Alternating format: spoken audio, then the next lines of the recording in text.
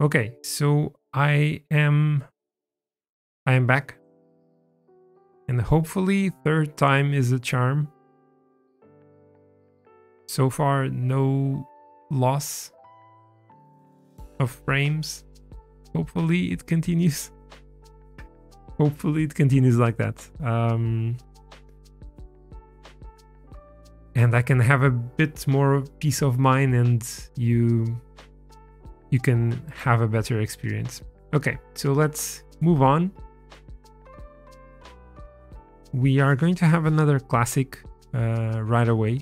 I think it's in Denmark. Not sure if it has any cobbles. It's probably just another flat one.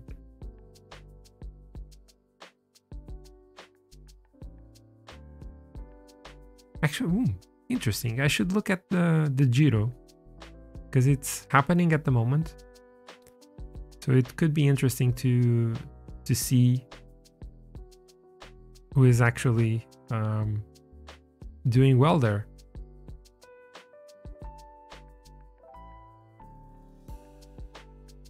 Oh yeah, the next classic we have, the next race we have as cobbles. Indeed, I was not mistaken. I was not mistaken by that.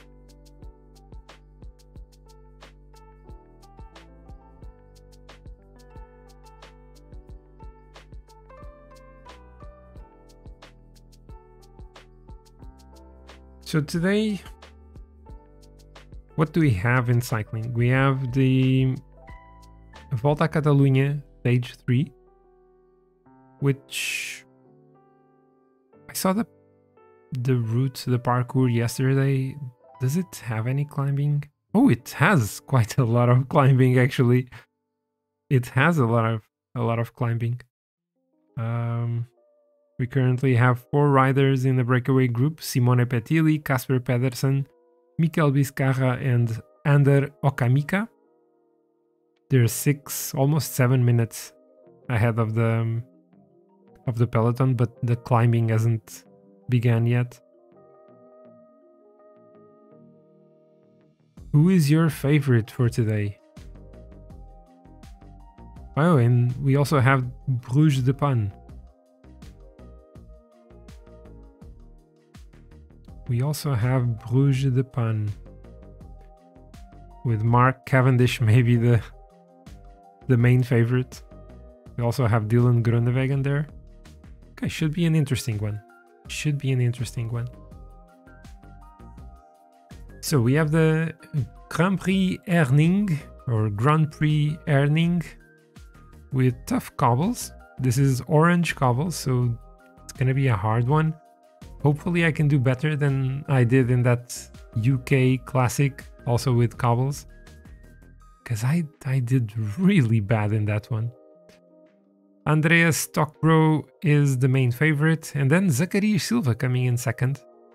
So maybe without the pressure of being the main favorite, I can do a bit better today than in that previous one.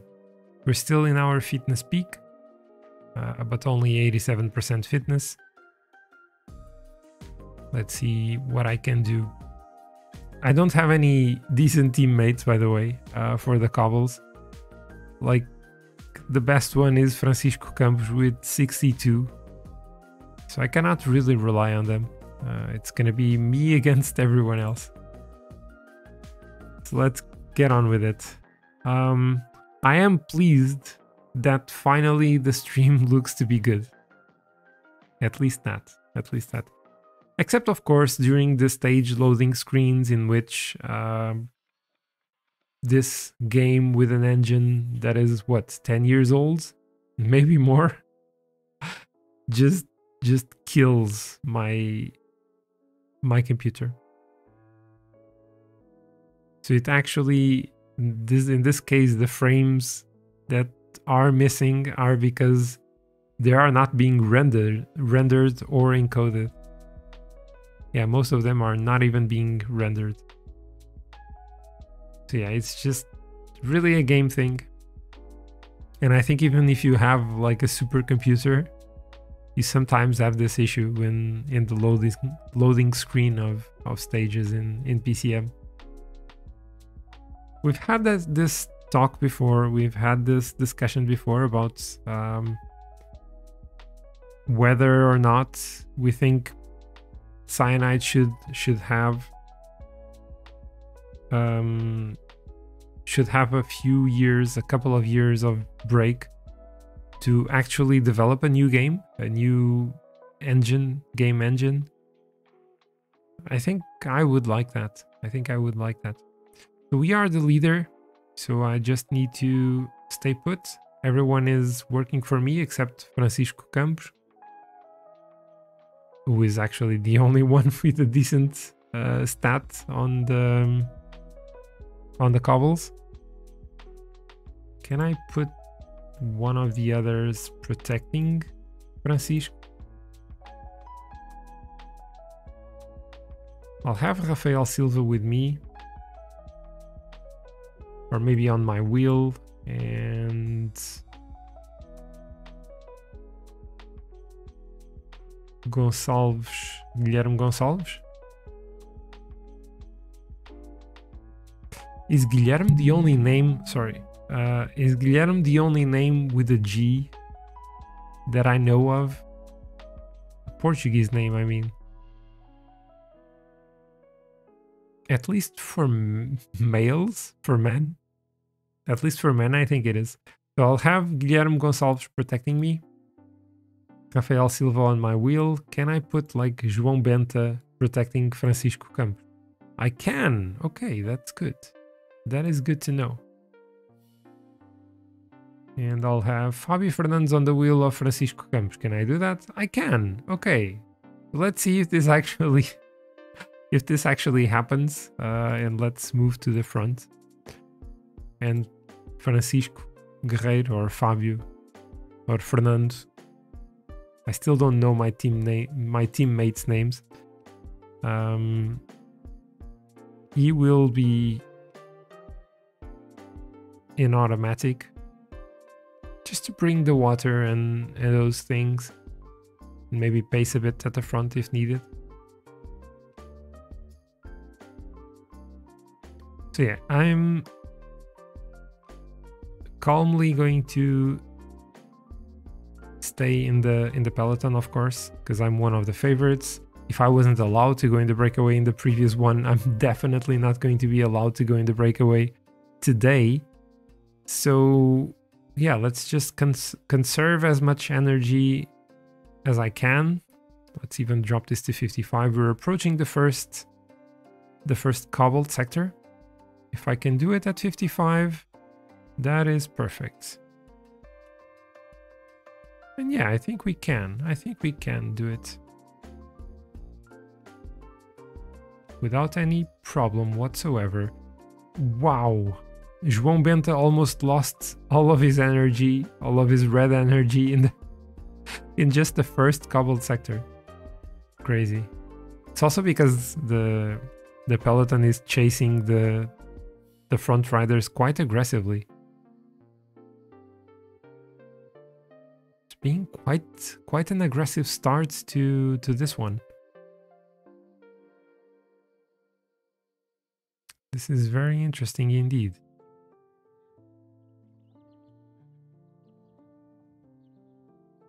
Let's go ×8. Before that, let me just check the map. Oh, these are... all of these cobbled sectors are narrow, so I'll definitely need to pay attention to my positioning. And there's a really tight corner near the finish line. That's also important to know. Okay, approaching another cobbled sector.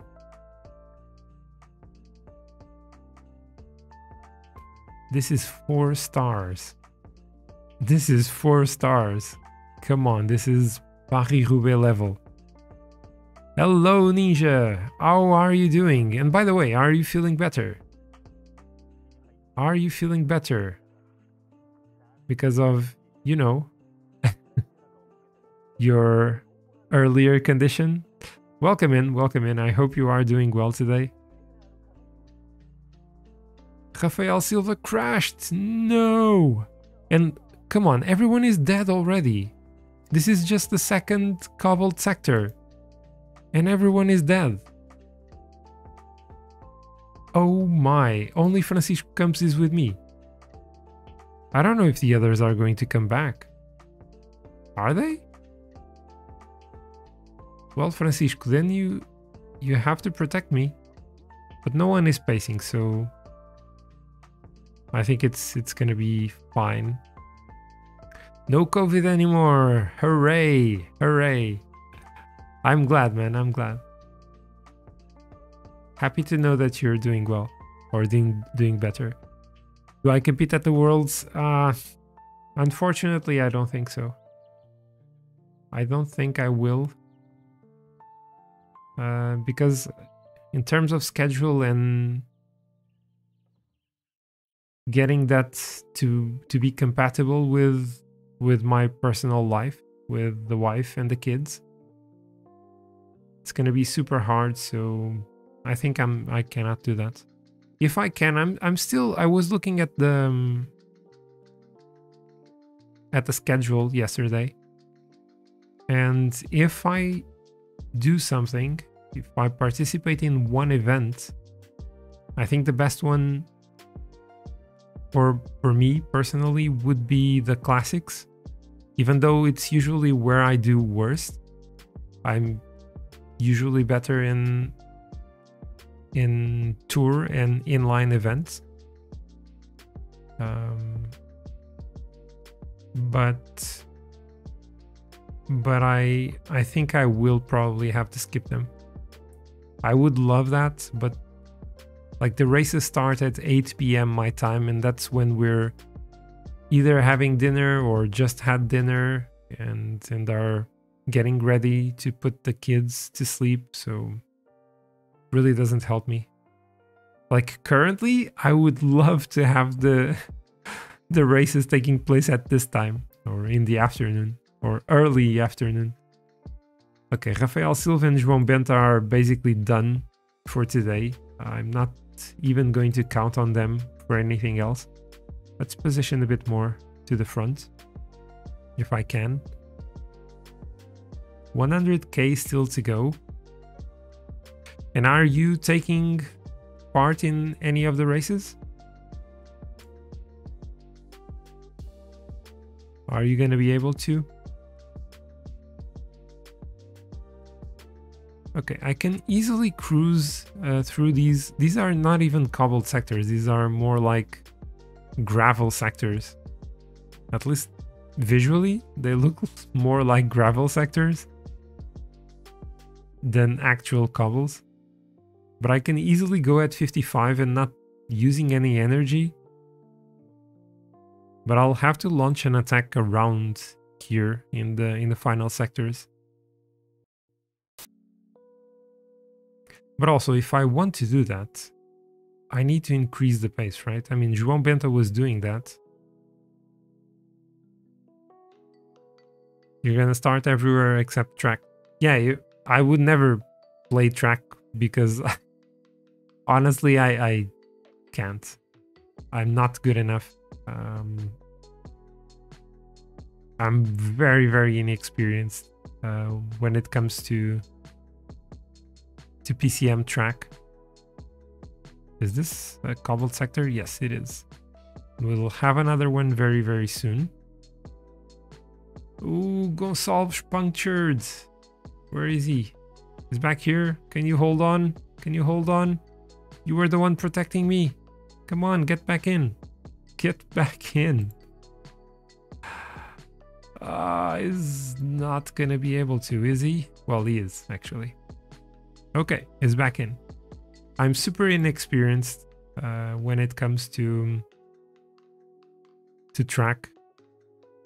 I played like 5 times. But it's interesting. It's an interesting game mode. I just don't really know how to play it. Like, I like the elimination events. They seem pretty fun. Quite intense as well. Another short sector here.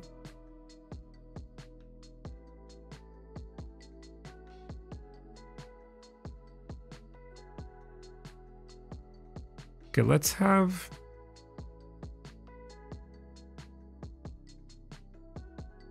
Fabio Fernandes also pacing at the front. And... Or Rafael Silva can now protect Francisco Campo. Wow, it looks like he's stuck in the mud.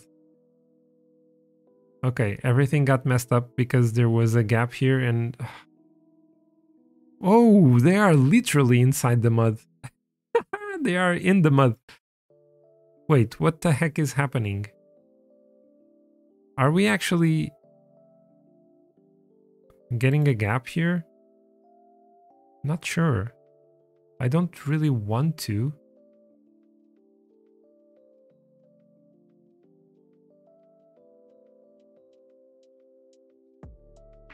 Let's have Rafael Silva protecting me if he can. And Guilherme Gonçalves pacing a bit. Because I need to force the pace. That's basically my concern at the moment. I need to force the pace a bit in the cobbles. Because otherwise I won't take advantage of having so much yellow left. I need to... Oh, Francisco Campos is now available. Good, I like that. And Fabio Fernandes can be the one protecting me now. Because Rafael Silva is no more. He is no more. So let's have Francisco Campos on my wheel. With Fabio Fernandes coming from really far away.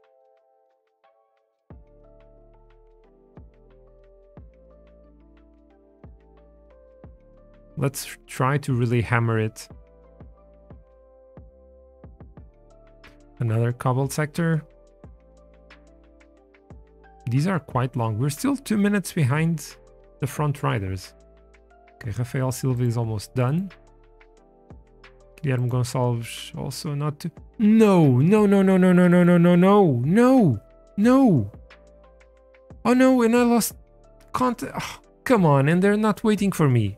Are they? Oh, this is... No. No. Come on. I got a goddamn puncture.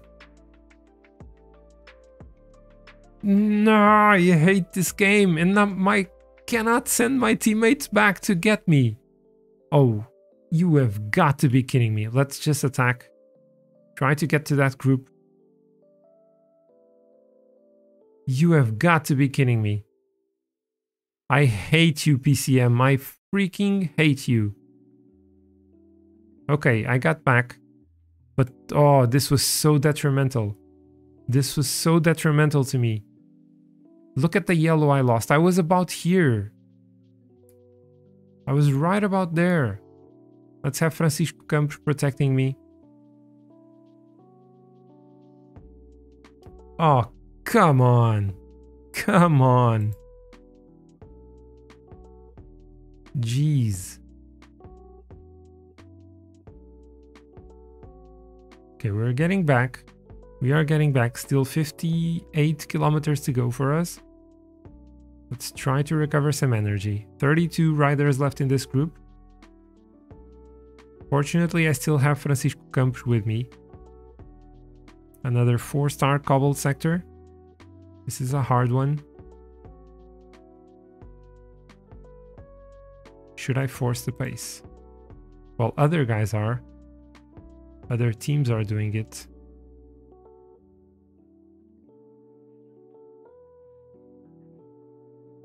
Let's actually have Francisco Campos pulling us. Stockbro is trying to go away. So, oh, those are some of the favorites. Those are some of the favorites.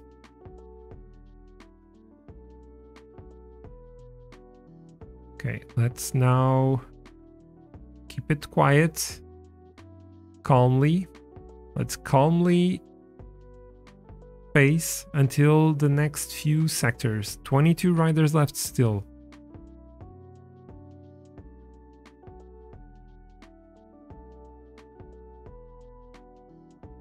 Like, you can pace maybe, Francisco. Yeah, you can pace. Let's keep it easy at 70. And Zacharias can recover a bit of energy before those final sectors. It's still gonna be like 25 kilometers or even more from the finish line. It's gonna be a tough one. It is going to be a tough one. And I don't have water. Ah, that puncture hurt so much. It really, really hurt. Let's go down to 55. Maybe I can... Yeah, I can stay here as Francisco is the only one pacing. So that's why I really want to be pacing. I don't want the others to recover that much. The problem is then that I'll be alone. I'll be left all alone. But no one else is pacing in this group. Okay, so... final few sectors. Francisco can now protect me, I think. Let's try to move forwards. Let's use his energy gel.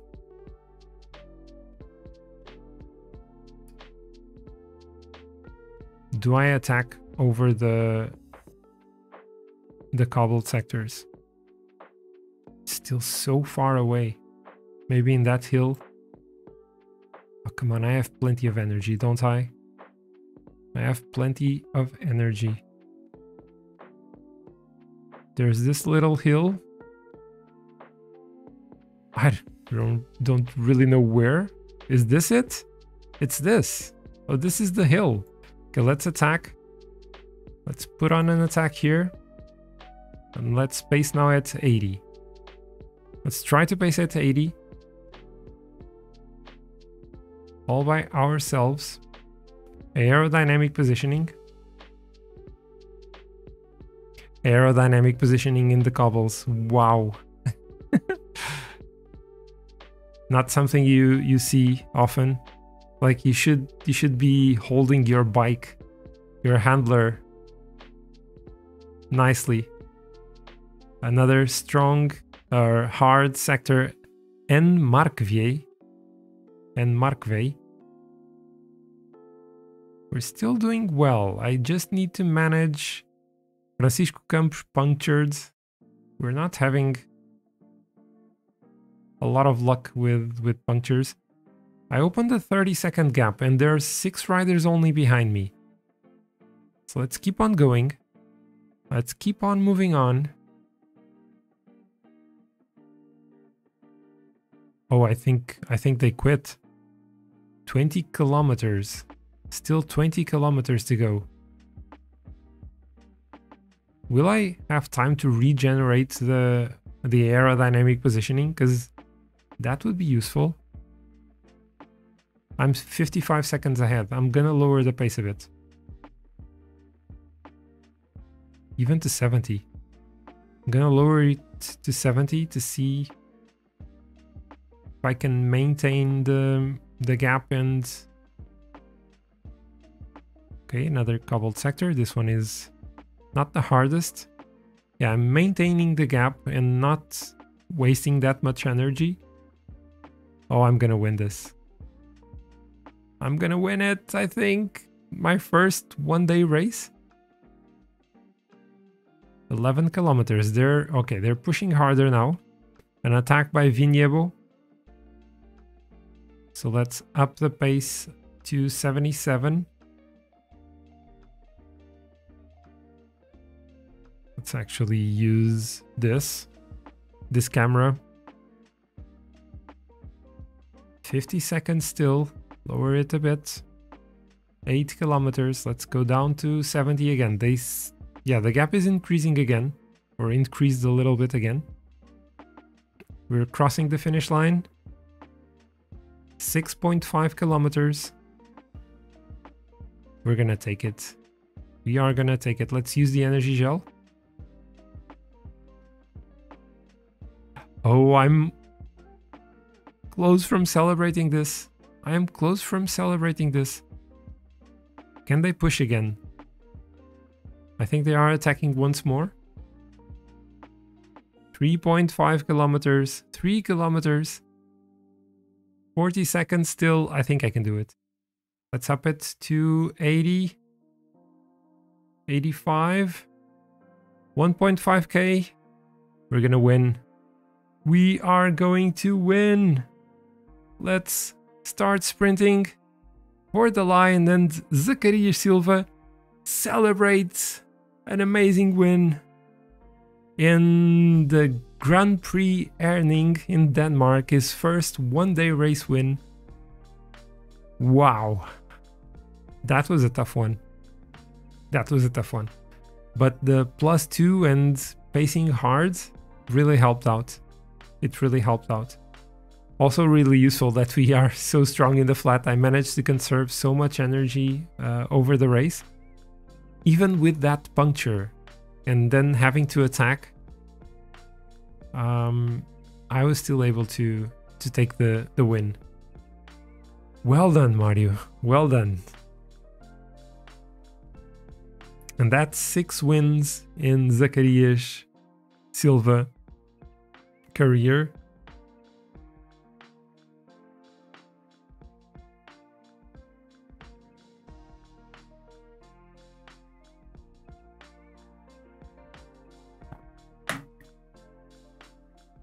Not really thanks to teamwork, because I mean, I did have some help by my teammates.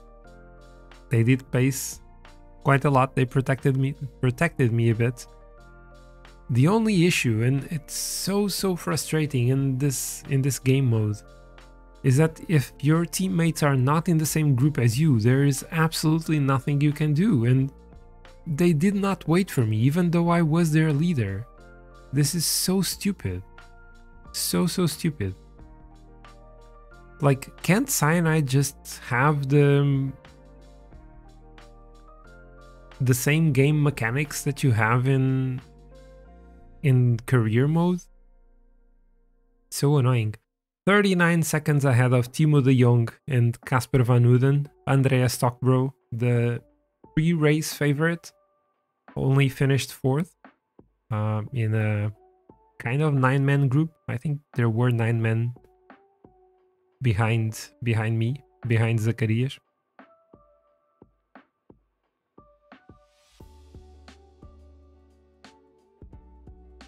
Yeah, a 9-man group, and then 11th was 2 minutes and 22 behind.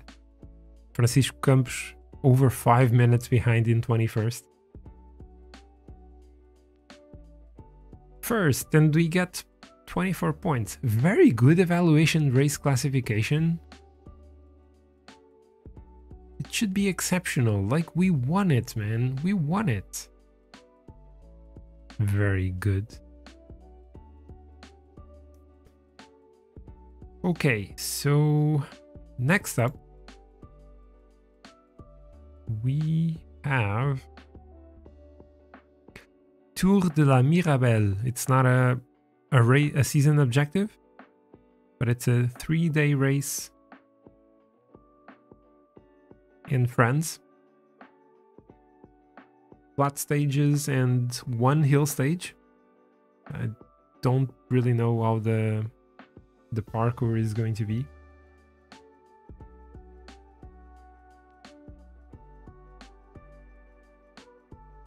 Just checking something here.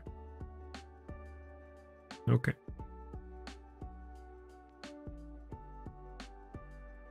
It now updated. I was wondering, because I was looking at OBS and it was not updating the streaming time.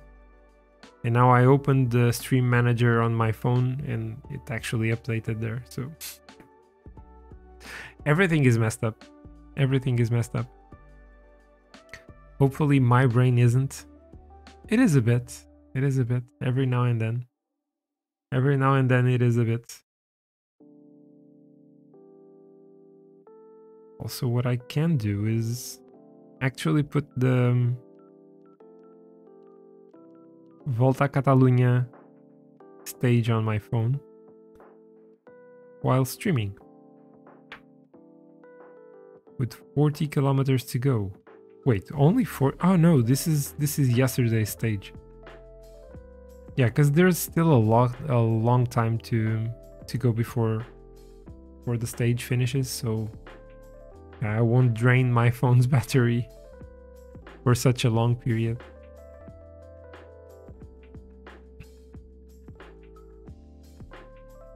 So this weekend I didn't follow Milano Sanremo very closely. I was honestly more interested in the F1 qualifying session,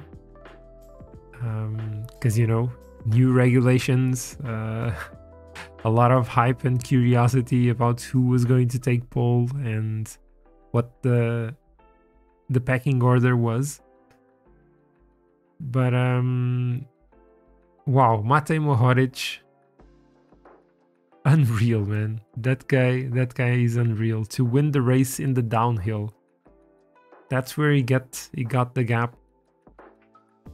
I mean, we know we can do that, but it's so crazy. He actually almost crashed. So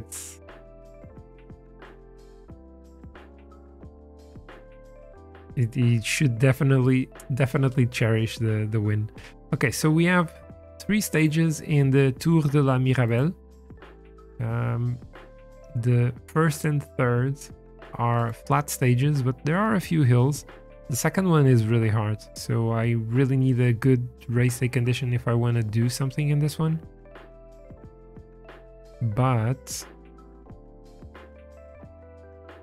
I can see myself losing a lot of time in stage 2 and then maybe going in the breakaway in the final one.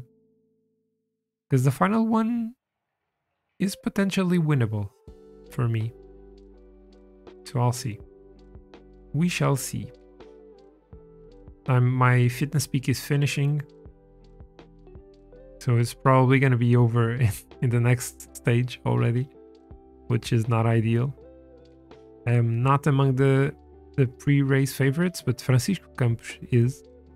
Also Mauricio Moreira, because apparently now is a great sprinter, according to PCM. Let's get on with it.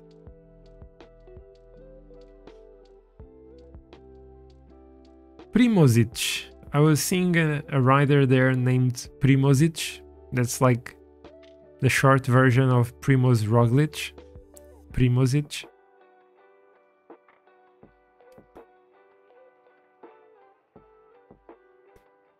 Charalampus Castrantas from Team Kuwait is the pre-race favorite.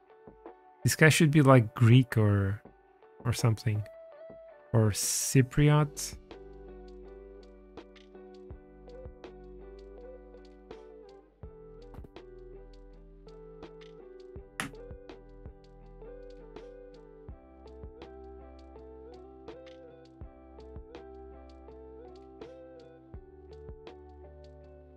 Also, please, Cyanide, do something to improve these loading times, because this is painful. This is so painful.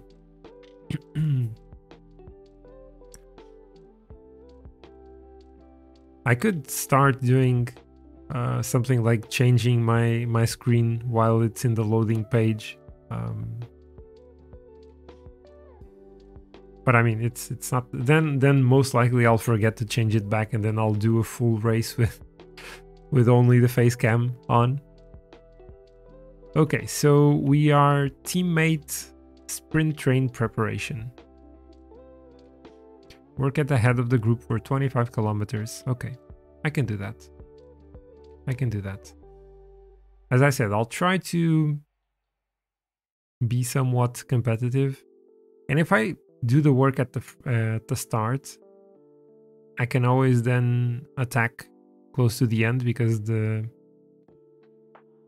sports director is not going to be mad about that.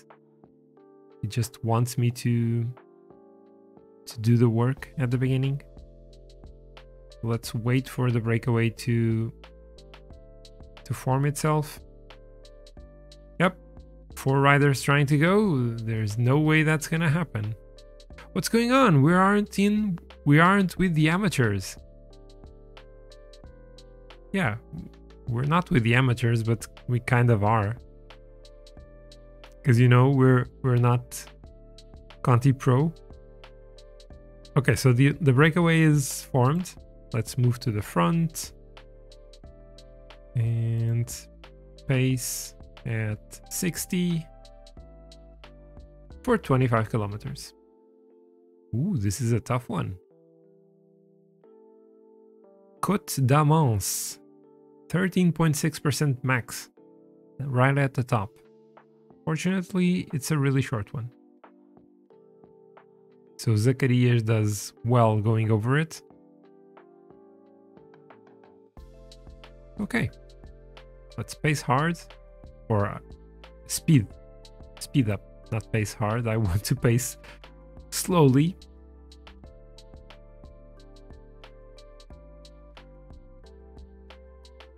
I can even do 55 and I'll stay at the front. This is a great trick to complete the objective setup for us. We should now have enough kilometers for the exceptional, yeah, 32. Let's do just 3 more or so. And should be done. Yeah, 36, perfectly fine. Let's now stay tucked in, as they say in the game. Let's stay tucked in.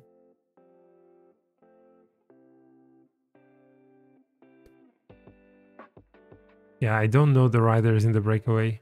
Mads Rabeck, Florian Richard Andrade. Ooh, probably a Portuguese descendant. And Nicolas Marcerou.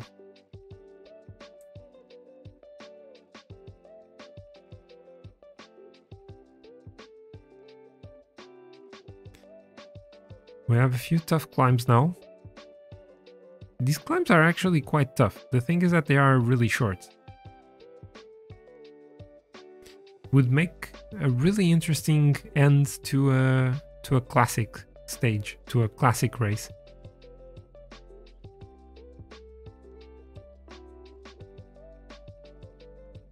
Reminds me of the Ardennes, but like just a little bit, just for a short bit and at the middle of the stage.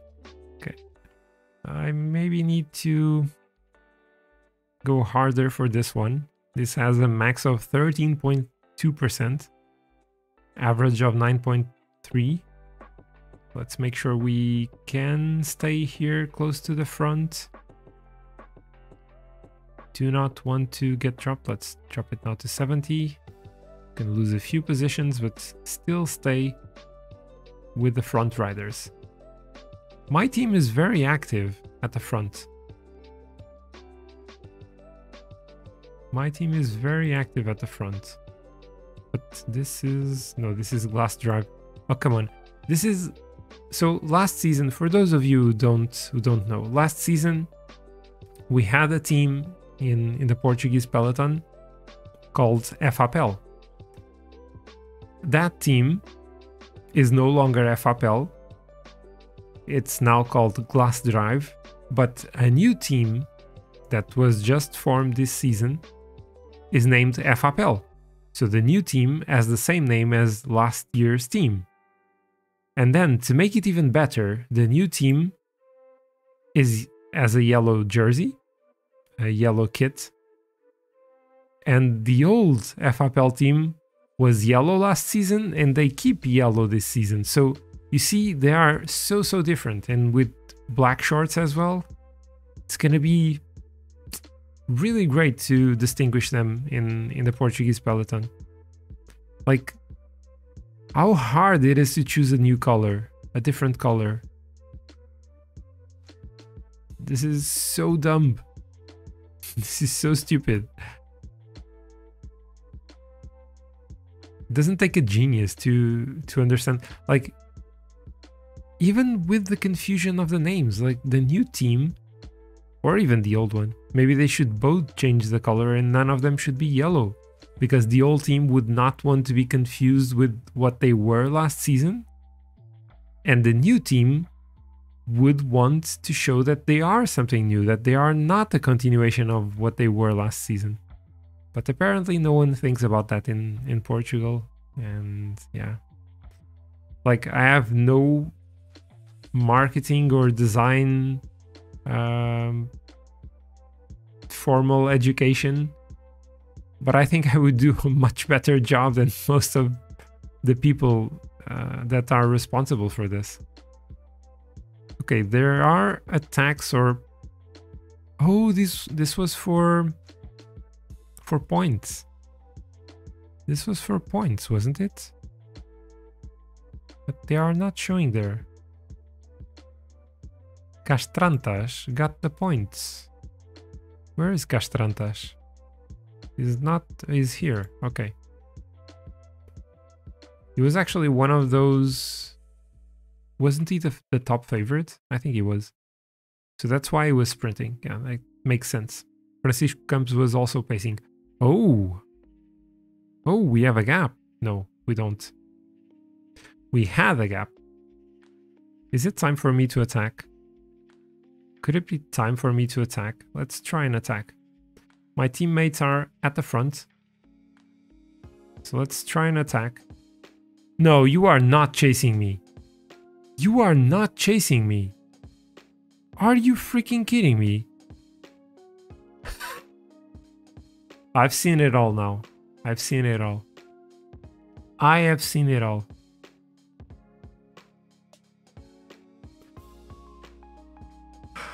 My teammate was chasing my attack.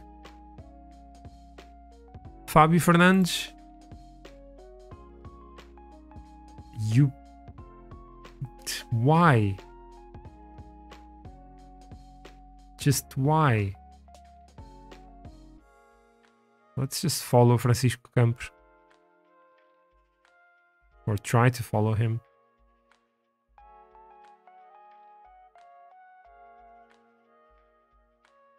Yeah, sure, I mean, they are interested in the sprint, but why wouldn't they let me go? And force the other teams to pace? It's so ridiculous.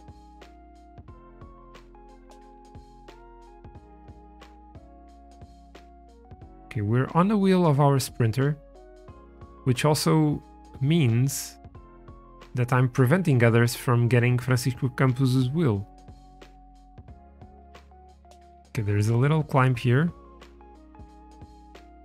Come on, Francisco, we're losing a bit of touch there. Energy gel a bit late, I think. No, and I cannot give the energy gel to the others. Let's try something. Let's try an early attack. Or this is downhill. Let's sprint. Let's sprint for it. We are sprinting for the win. Come on. No, we're not getting it. We are not getting it. And Luis Mendonça is taking the stage win. Followed by Luke Lamperti and Charalampus Castrantas. Still beats Francisco Campos. Come on, I tried to lead you out. I tried to lead you out. Finish in the top 10. I am super annoyed with being chased by my own teammate. Like, why the heck? Why the heck? And it was immediately after I attacked. He started chasing immediately. Oh well. Luis Mendonça is now leading the GC. Okay. Exceptional, he got 4th, 17 points, that's all good. By the way, yeah, the next level up is not going to give me any attribute progression. So I'm most likely not going to be able to improve before Volta Portugal, nor before the roads and time trial national championships.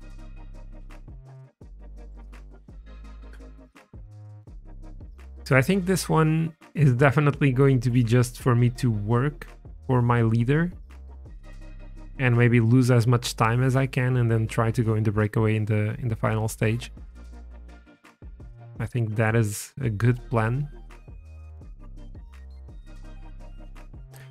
In the Tour De La Mirabel.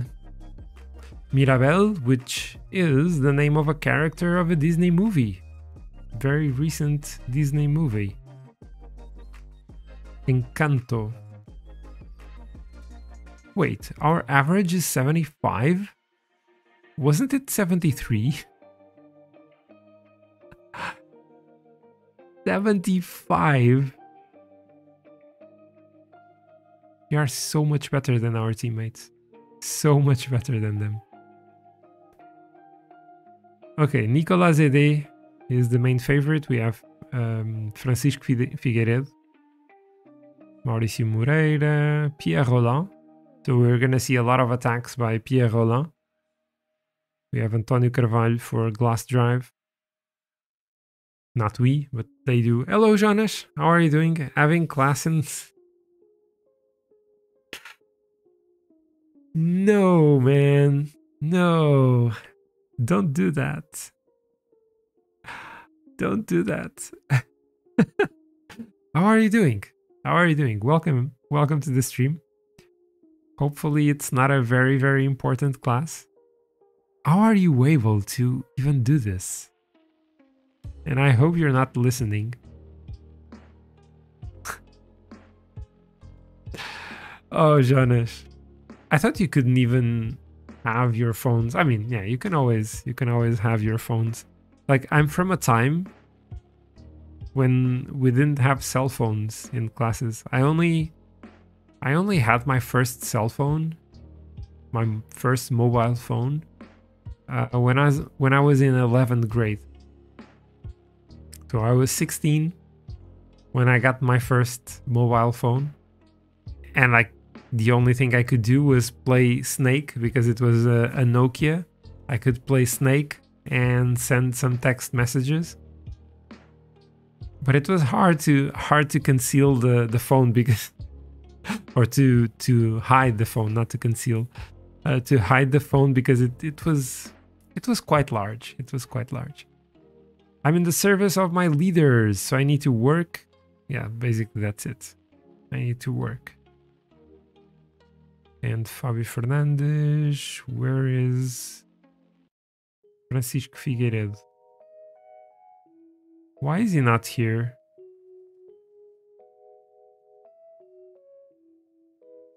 Oh no, he's here. He is here. I was missing him. Like, this really leaves me confused. Francisco Figueiredo, no, it's not Francisco Figueiredo.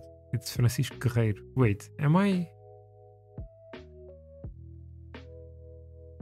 confused? Is Francisco Figueiredo even my teammate? I don't remember. I don't remember. So let's just move to the front before I say something stupid. Because that's not Francisco Figueiredo. That's F. Guerreiro. Francisco Guerreiro.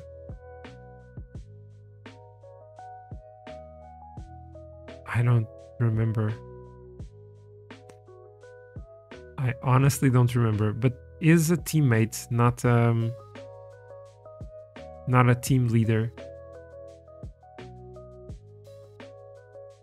But I swear, I thought that one of the favorites, Fábio Fernandes, it can't be Fábio Fernandes, can it? Maybe he's our leader for this one. So one other thing is that I will not be able to go for the mountain classification in the last stage because there are way too many points in this one. And I don't really think there are that many No, I cannot see it. Yeah, there shouldn't be that many in the final stage. So if I go in the breakaway, there is no point in fighting for, oh, I need to work. I need to work, I need to work. Let me work. I should have done that before. Okay, infinite relay. Let's try it at 60 and see if they allow me to be the one working. I think they do allow that. Okay. Totally forgot. I wasted a few kilometers. Hopefully it's not going to be punishing and I can still complete this. But yeah, Jonas, I hope that you are not listening to the stream, because it, like, you cannot use the speakers and headphones during a class is quite a tough thing. Okay, I'm not going to be able to complete this, am I? I am not going to be able to complete this.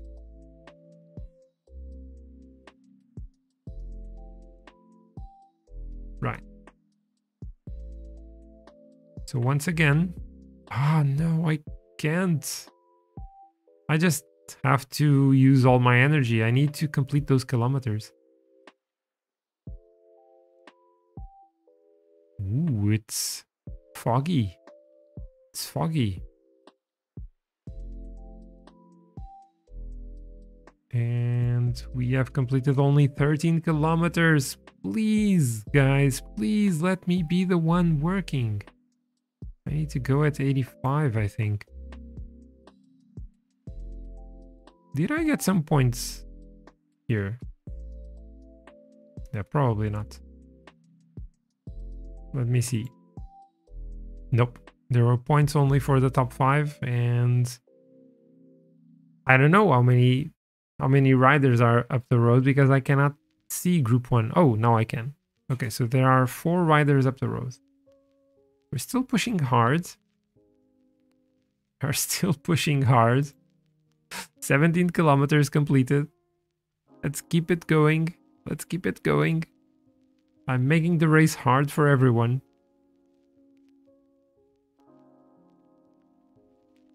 Okay, I completed the objective.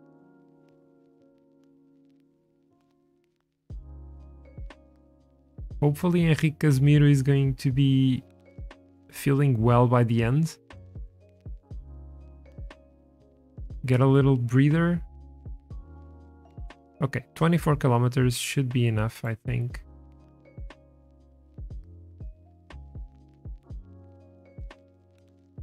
I'm also opening this up for the sprint. So maybe Francisco Campos can actually go for the sprint. And this one, there he goes. There he goes. Behind Rafael Silva. Is he gonna take... Please get ahead. Please get ahead of Rafael Silva. Come on, you can get the point. You can get the point. He's not gonna get it. He got it. I think he got it. Eventually. I think he was the one getting it. Let's see. He wasn't. He wasn't. Were there were still 3 riders ahead? No. How the heck didn't he get that point? I'm baffled by this game. I am baffled by this game sometimes.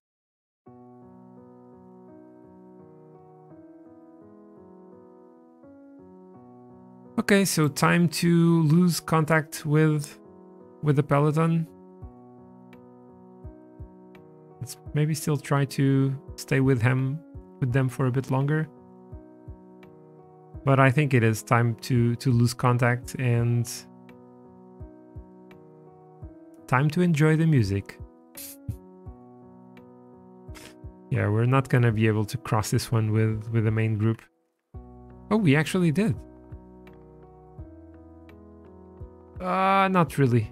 Not really. We're in a group behind.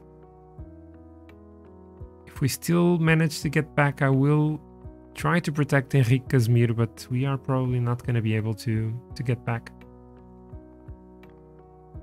Yeah, we're basically done, and I don't think this group is ever going to to get back to the others. Or maybe it is. It is. Okay, so let's protect Henrique Casemiro. At least let's try to help our teammate, who should definitely be in a better position than he is at the moment. Let's use the energy gel, because I think he is going to have to force the pace for a bit. Why are you so towards the back? I don't like that. I do not like that.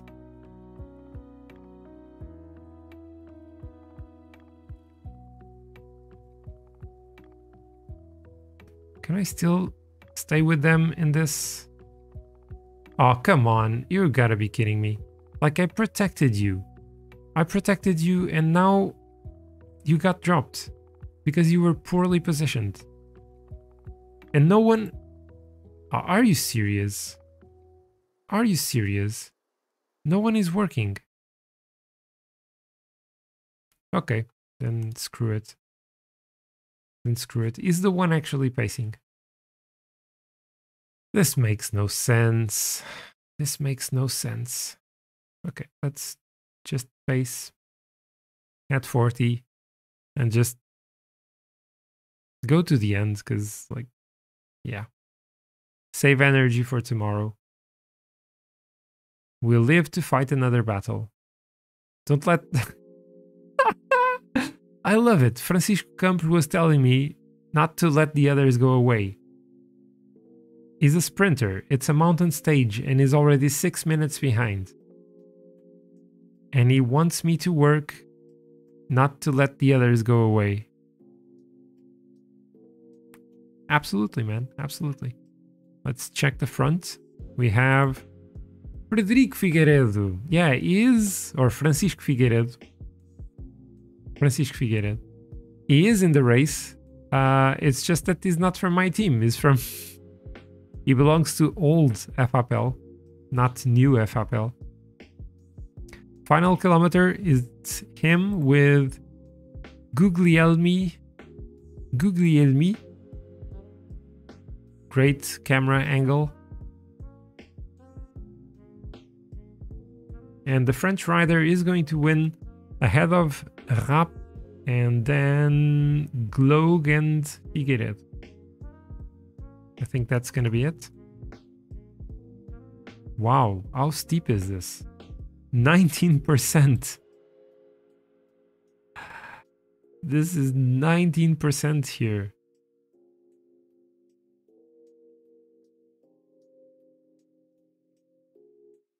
Jeez. So we have 41 minutes to finish the stage. We're gonna do that nice and easily. We don't have any riders in the top 20. Henrique Casemiro finished now in 23rd. Yeah, I tried it. I honestly tried it.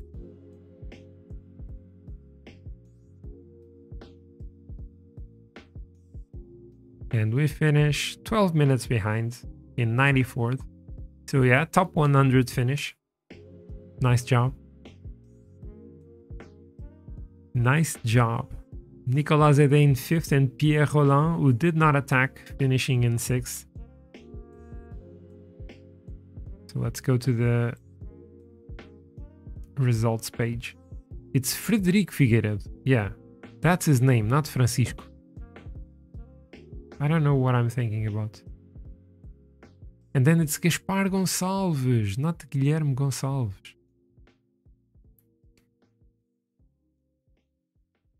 And Francisco Guerreiro. Okay.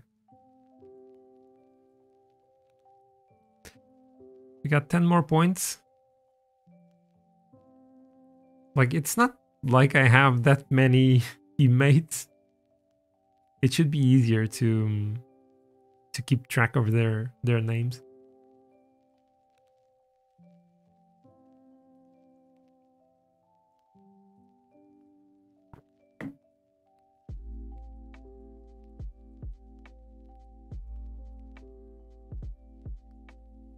Now I'm still thinking about Jonas. watching the stream while in a class. I'm being such a bad example to the younger generations. Wow, so many stages to simulate. And we have the 20th stage of the Giro d'Italia.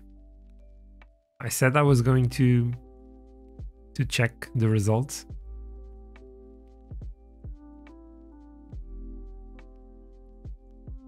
So I am going to do that. So results. Giro d'Italia. Where is the Giro d'Italia? Here it is. Stage 1. Patrick Bevin winning. Apeldoorn. Is this the... I think this is the 2022 Giro d'Italia, but I'm not sure.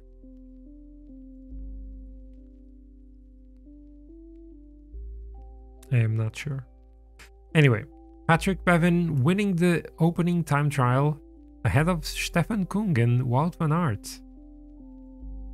Great results by Paddy Bevin. He gets a lot of good performances in time trials, but it seems like he's always a bit short of winning. He never really gets it. And Christophe Laporte. Wow. Wow. Doing super well. Oh, and I mean, Pipo Ganna was here. And he was only 6th. Ahead of Fabio Ferline. Come on. Fabio Ferline? Really? Ah. Oh, damn it. Okay. Stage 2. Caleb Ewan beating Sam Bennett and Fabio Jakobsen. Mark Cavendish. What? Is this the Giro d'Italia or the Tour de France? Because Caleb Ewan, Sam Bennett, Quickstep bringing Fabio Jakobsen and Mark Cavendish, then Walt van Aert, Dylan Groenewegen, Elia Viviani, Giacomo Nizzolo, Phil Bauhaus, Arnaud Demar, Alvaro Hodge and Pascal Ackermann, Fernando Gaviria. Are you insane? And Matteo Trentin, come on. Emirates. You brought Tadej Pogacar to this, but you also bring 4 sprinters. I mean, if we consider Matteo Trentin still as a sprinter, but then Mats Pedersen, Jordi Meus, Danny Van Poppel, Matteo Moschetti, Sonny Colbrelli. Oh my! This is a better sprinting field than the Tour de France. Unreal. Unreal. And Michael Morkau was not there to help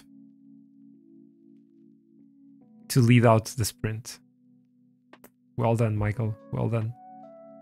Stage 3, Sam Bennett ahead of Groenewegen and Arnaud Demar. Oh, and Caleb Ewan crashed and withdrew.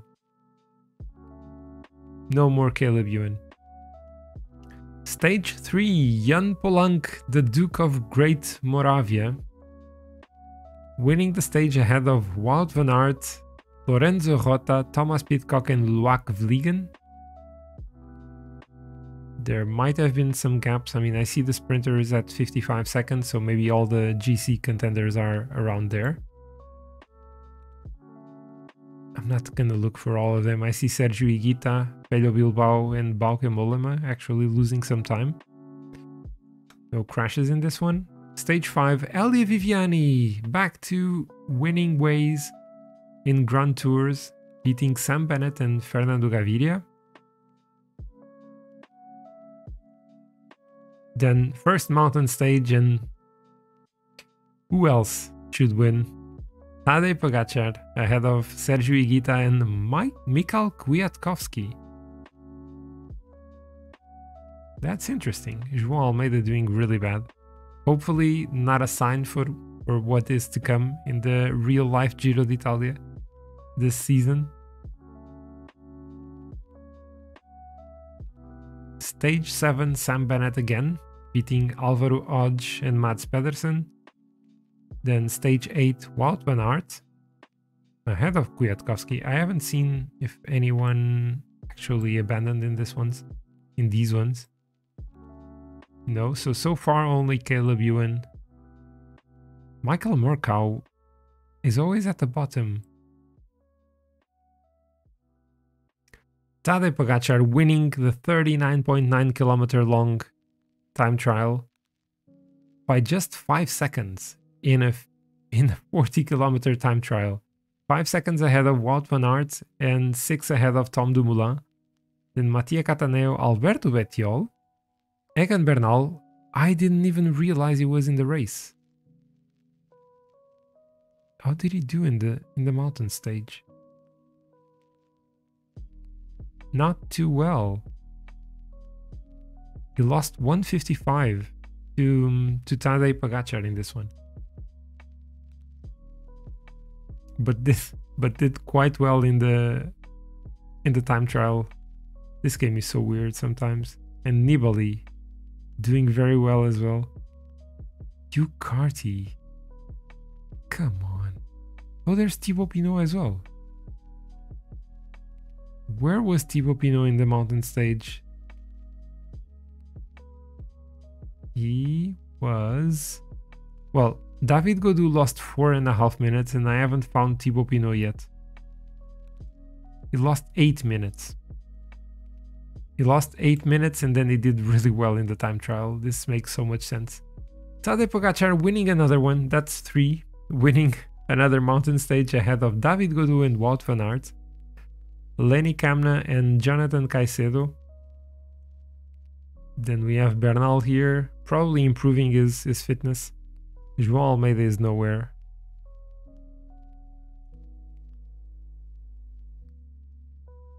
Stage 11 for Giacomo Nizzolo. That's a weird win for Giacomo Nizzolo with that finish. Ahead of Mads Pedersen and Wout van Aert. Wout van Aert hasn't won a single stage yet, but he already has so many... oh, Hugh Carty abandoning. So many podiums for Wout van Aert. Then Benjamin Thomas winning the stage. This was, from a breakaway. 8 minutes and 45. Beating José Joaquim Rojas and Valerio Conti.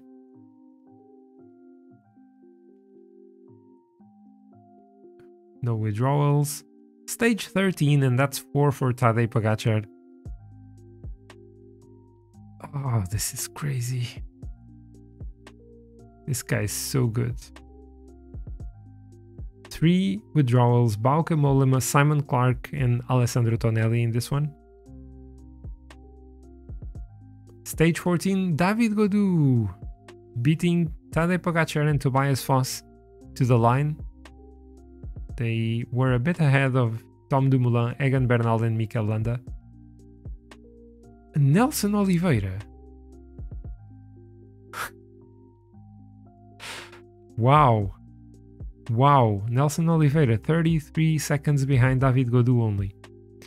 Then a mountain time trial. Jack Haig beating Tadej Pogačar in this one. Okay. By 9 seconds. Same time for Sergio Higuita. How on earth is Sergio Higuita on the same time as Tadej Pogačar? Like, Pogačar is probably just cruising by now. Yeah, there are no withdrawals here. Stage 16, Tadej Pogačar. Is that 5? I think that's 5 wins already. 5 wins for him. Then Sam Bennett taking another one. Let's see if there were any crashes. Jefferson Cepeda. Then Sam Bennett and no crashes. Stage 18. Wout van Aert finally getting a win. Finally, apparently cobbles in this one. At some place. I think to this stage, or at least something similar to this, was in the Giro of 2019. I think I remember playing this as track in a video for YouTube and winning it with Giulio Ciccone. I think I remember that. And oh, Geraint Thomas, he was actually having a good Giro, but he crashed and withdrew. Mark Christian, Martin Tursifal, and Florian Vermeersch also abandoning.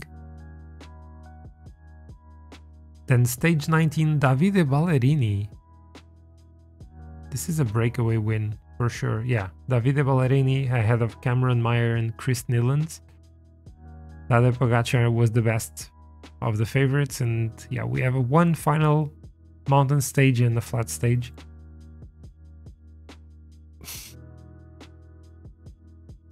Jeez, Tadej Pogacar is 5 minutes and 28 ahead of Mikel Landa. 5 minutes. And almost 6 ahead of Egan Bernal. Nobody stops him. Nobody stops him. Okay, so let's focus back on Zachary Silva. And let's check. Let's ride this final stage of the Tour de la Mirabel. And see if we can actually go in the breakaway and take the stage win. 181 kilometers. Like, they shouldn't care about me going in the breakaway. At least for the GC. They shouldn't be concerned about that because I'm 12 minutes behind.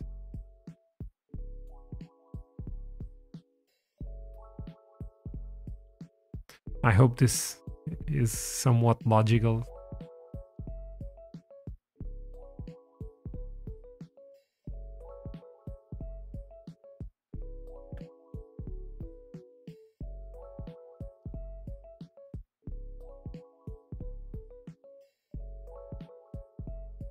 Let's check the situation in Volta Catalunya.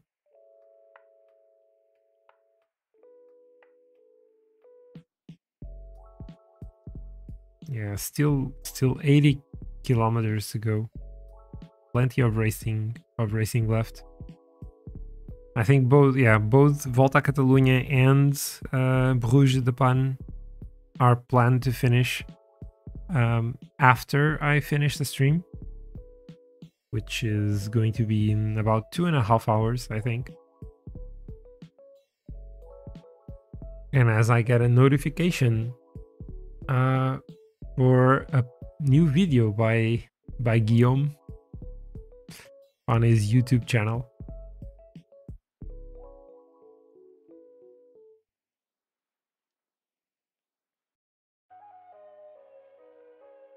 Oh, I love this song.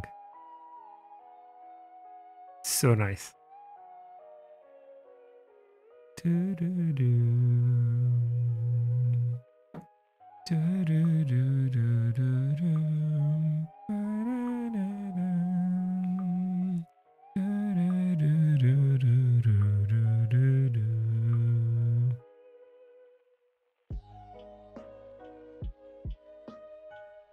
Okay, here we are.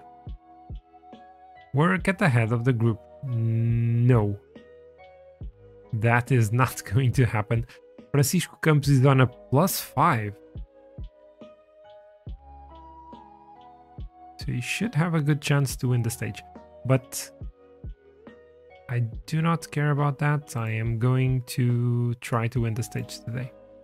I'm going to go in the breakaway. Attacking from the very beginning.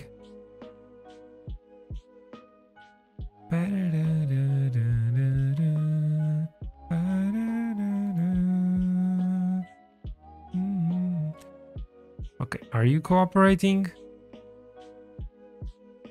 I think you are. The few others are trying to join the breakaway. They are probably not going to be allowed to join, so let's see if the two of us, maybe with Guégan, also join us. No, they're pacing us, aren't they? No, they are not. Okay. So this should be the breakaway of the day. This is going to be the breakaway of the day. Let's drop this to 65. Try to get the typical win with going in the breakaway and maybe trying to ditch my breakaway companions later on. Do I need to go up to 70? No, 65 should be enough. Even less now. Let's go down to 60 or 55. We're not being given that much room by the peloton. Just 2.5 minutes. They do know I'm dangerous. They do know I'm dangerous to, if allowed a lot of space. Okay, so we're approaching the intermediate sprint. If these guys go for it, I just need to stay in the wheel. Going through the narrow space here. Okay, they don't go for the... Okay, hitting the wall. Hitting the castle wall.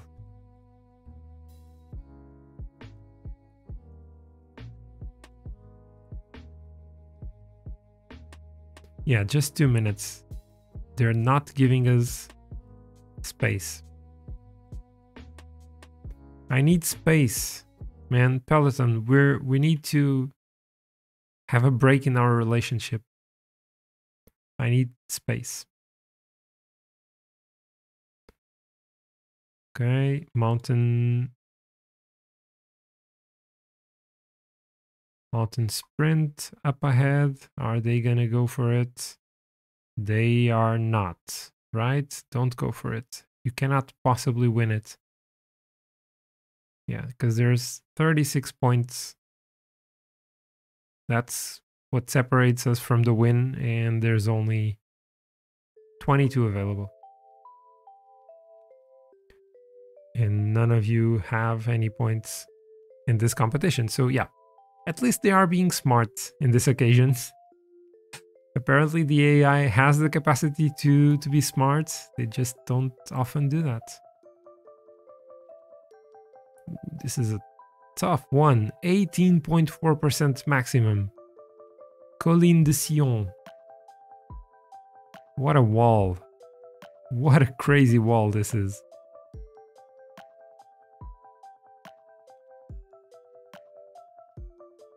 Ooh, there are riders attacking for the points. It was already the rider who was in the lead of the mountain classification trying to get 4 points. Yeah, he got the 4 points just to protect his lead. And I think he will, yeah, unless the rider in second, who I think is Nicolas Zede. Wasn't it? Is it Nicolas Zede? No, Hector Saez. Unless he gets the full points in the final one, the win should be... Oh, and Marcerou and Rabeck got to us, so we're 5 now. This is interesting. I like that. I definitely like this new situation.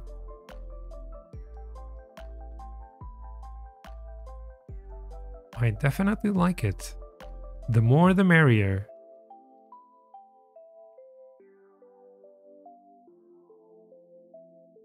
Oh, but they are going to attack for those points. Marcerou, even though he doesn't need that, is going to attack for them. I need to stay towards the front. Let's keep a high pace. Oh no, Marcerou is actually... Oh, they're going for them now. Why are you going for those points, guys? Come on. It's pointless to go for the points. Okay, 60 kilometers to go. We're down to 3 riders again. But the others are joining. Boniface and Marcerou. So the 2 French riders got dropped earlier. They now got back. We're about 3 minutes ahead.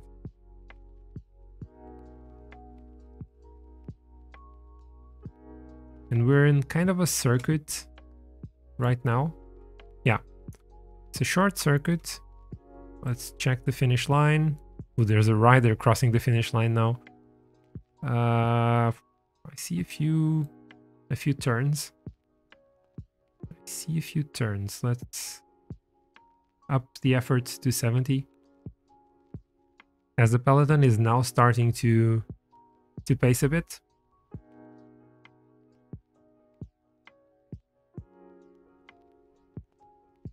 I see that. Let me just quickly check something, guys. I need to check something on my microphone setup because I am under the impression. No, it is on. I was thinking that I could potentially not have my noise suppression filter on because I've been picking up a lot of noise, a lot of background noise. Like there was just a truck now outside and I think it was being captured by the microphone.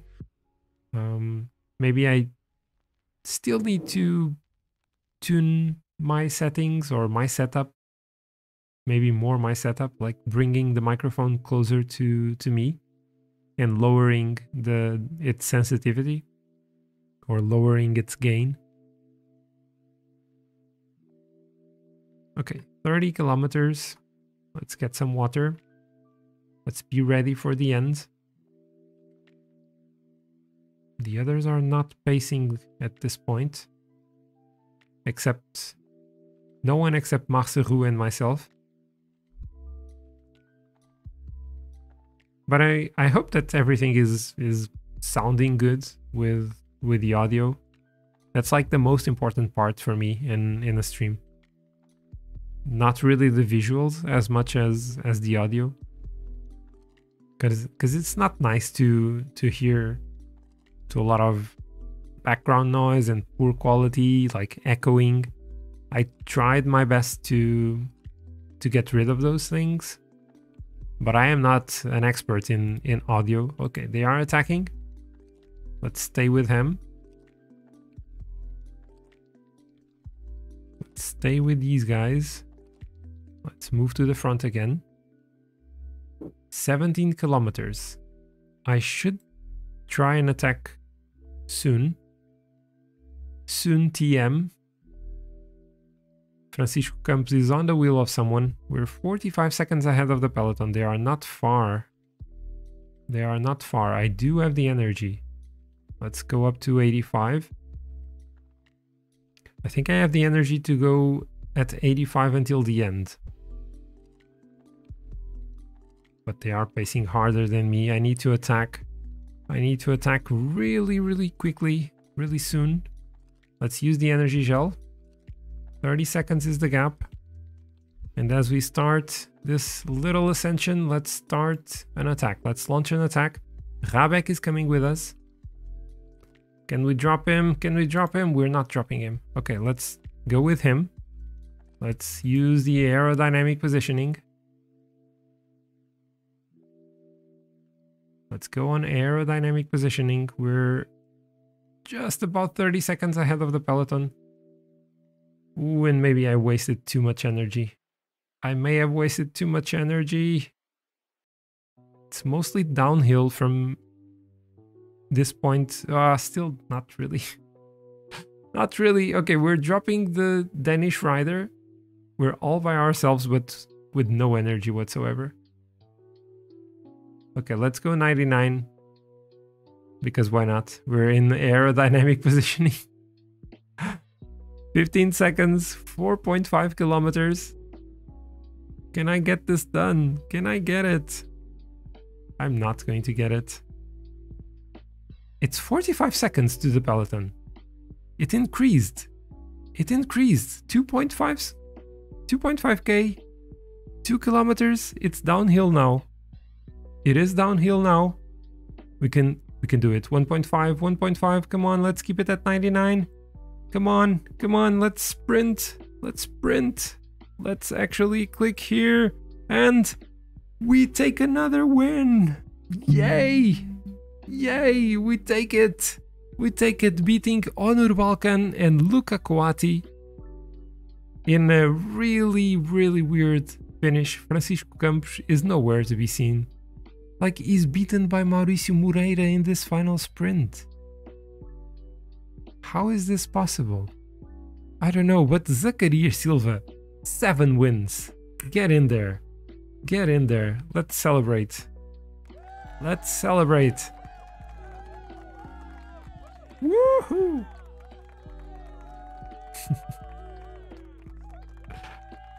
Oh, that was a really close one. The aerodynamic positioning really massively helps. Massively helps. And we finished the Tour de la Mirabel with a stage win. And I'm pretty certain that the sports director is going to be really, really annoyed because I didn't do any work at the front of the peloton. But this is lovely to see. Zachary Silva winning the stage. Only barely doing it, or just barely doing it. But he gets it. Simon Guglielmi winning the GC. Nicolas Marcerou was the best climber. Oh, we won the points classification! We won the points classification without even actually trying to go for the sprints, for the intermediate sprints, and I won it. I didn't think I could do this. Okay. Well done, guys. Well done. Well done myself, because I did it all by myself. Good job. Good job. Of course, bad evaluation, but we still get plus 39 points. First in the points classification and winning the stage. You see, that beats having me working in the peloton, right? Don't you agree, José Azevedo?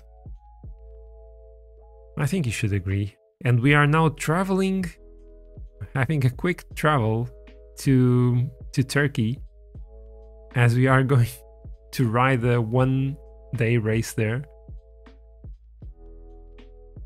Coming from another win. 7 victories. I honestly wasn't expecting that much, but I think I'm getting the hang of this aerodynamic positioning thing and using the flat, like over abuse the flat stat.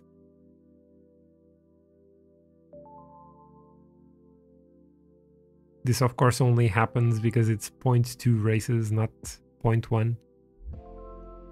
It's the smallest races that we can have. Grand Prix RC. Yeah, this is totally flat. We have Francisco Campos here, so I think that we don't really have a chance in this one. I think I will just work for the team and then maybe try the attack later on. Leroux. What is his first name? I have no idea. We have César Martins Gil among the top favorites, best Portuguese rider in the favorites, in the favorites list. Okay, let's not lose any more time. Let's just go for this. This is also the day of the final stage of the Giro d'Italia, so then I'll go back to the classifications or to check who actually won it. Unless he crashed, there's no way Tadej Pogačar is going to lose it because he was leading by over 5 minutes over Mikel Landa. Okay, here we are. This one was a quick one to load. You could take advantage.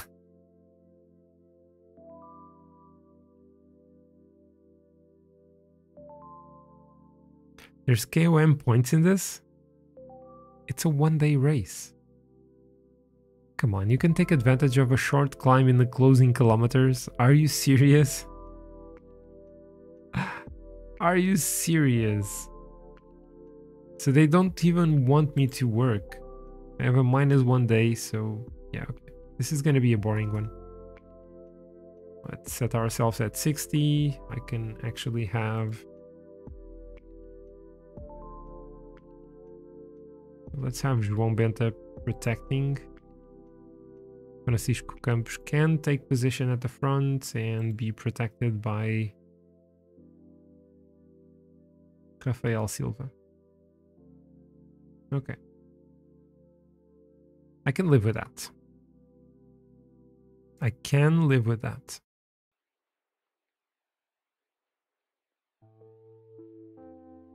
Also, while I'm doing this, I'm going to do something else that is probably going to kill the frame rate for a bit, because I'm opening Google Chrome. Let's have Pro Cycling Stats here. Sorry. Okay, I have it here, and let's open the Stream Manager as well.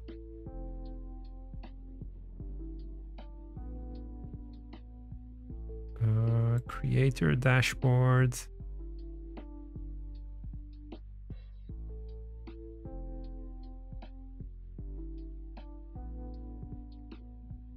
Okay. Right. Sorry. I will get rid of the frame drops in a bit. Just making sure everything is good. Okay. Should be fine now. Should be fine now.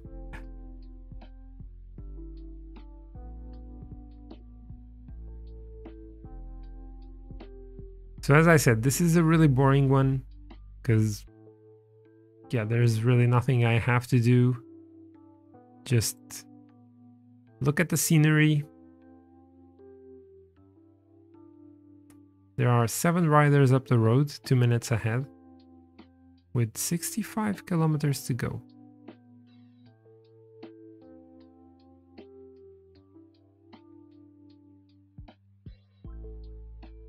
Yeah, if this climb was closer to the finish line, then being a puncher would make sense, but not in this situation. Not in this situation. Because this is still quite far from the... Actually, it's not that far, like it's 35 kilometers. It's just that the race is really short. 113 kilometers, I didn't notice that. Okay, so that makes sense. That makes much more sense. Oh, Gaspar Gonçalves just got dropped. He's coming back. Okay, final 26 kilometers. Can I actually set the train for Francisco Campos to try to win this? I'll try to do that, but I honestly doubt that I can.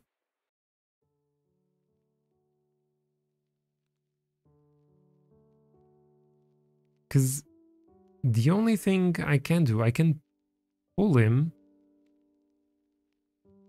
But, like I can lead him out. But he will have to... I don't think I can then force him to sprint.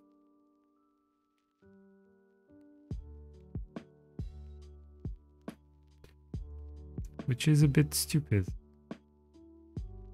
Unless who is my second best sprinter? Well, basically no one. It's Rafael Silva. Who is going to get dropped? No, don't. Don't get dropped. Don't get dropped. Okay, try to get back there. Oh, come on. He just got dropped. Right, okay, so Francisco Campos with Tiago Antunes. With Tiago Antunes, you can move to the front. There's 13 kilometers left. Can you please move to the front? He cannot move to the front. So the only way I see this working is if I have like Tiago Antunes pacing come on, let's just go to 99 and move to the front. He cannot go there. He cannot get there. Then go to my wheel. Can you do that now? Can you please do that? Ah, this doesn't work. This does not work. Okay, so let's try to do the lead up. Energy gel for everyone, actually. Oh, now he's there. Now he is there. But I cannot tell him to sprint. Oh, I can. Wait. So let's pace really hard. And I'll wait. And I will send Francisco Campos now to sprint. Oh, and I could actually... Damn it. I could have actually sprinted before. Okay, but I did learn something. I did learn something from this. If he is under my control, if I start sprinting, I can still send him to sprint afterwards. I think I can do that because I'm still controlling him. Okay. So next time I'll do better. Hopefully. Hopefully I'll do better. I finished 13th. Francisco Campos was 8th. There you have it. There you have it. Francisco Campos. That's all that was required from you.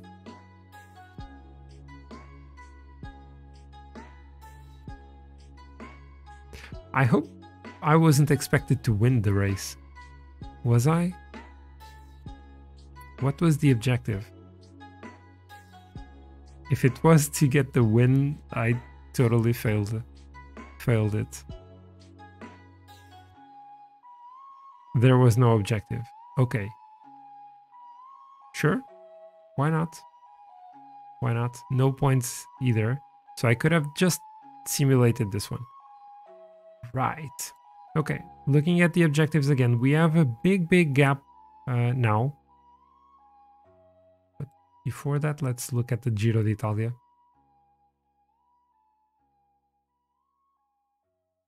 Giro d'Italia. So stage 20. Tadej Pogacar, did he win 6 stages? He might have done that. Beating Buchmann and Tom Dumoulin. Davide Ballerini crashing. Oh, the final stage was not simulated yet. He may still lose it. He may still lose it in the simulation. If he crashes in that final stage.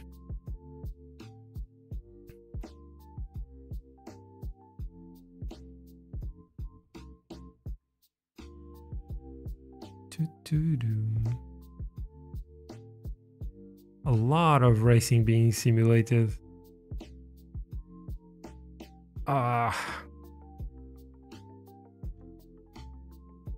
Philippines National Championships. Okay, finally the Giro got simulated. I pressed the spacebar. I'm pressing the spacebar. Okay. Let's see. Results. Giro d'Italia. And stage 21 won by Sam Bennett. Okay. No worries for Tadej Pogacar. 6:44 ahead of Egan Bernal.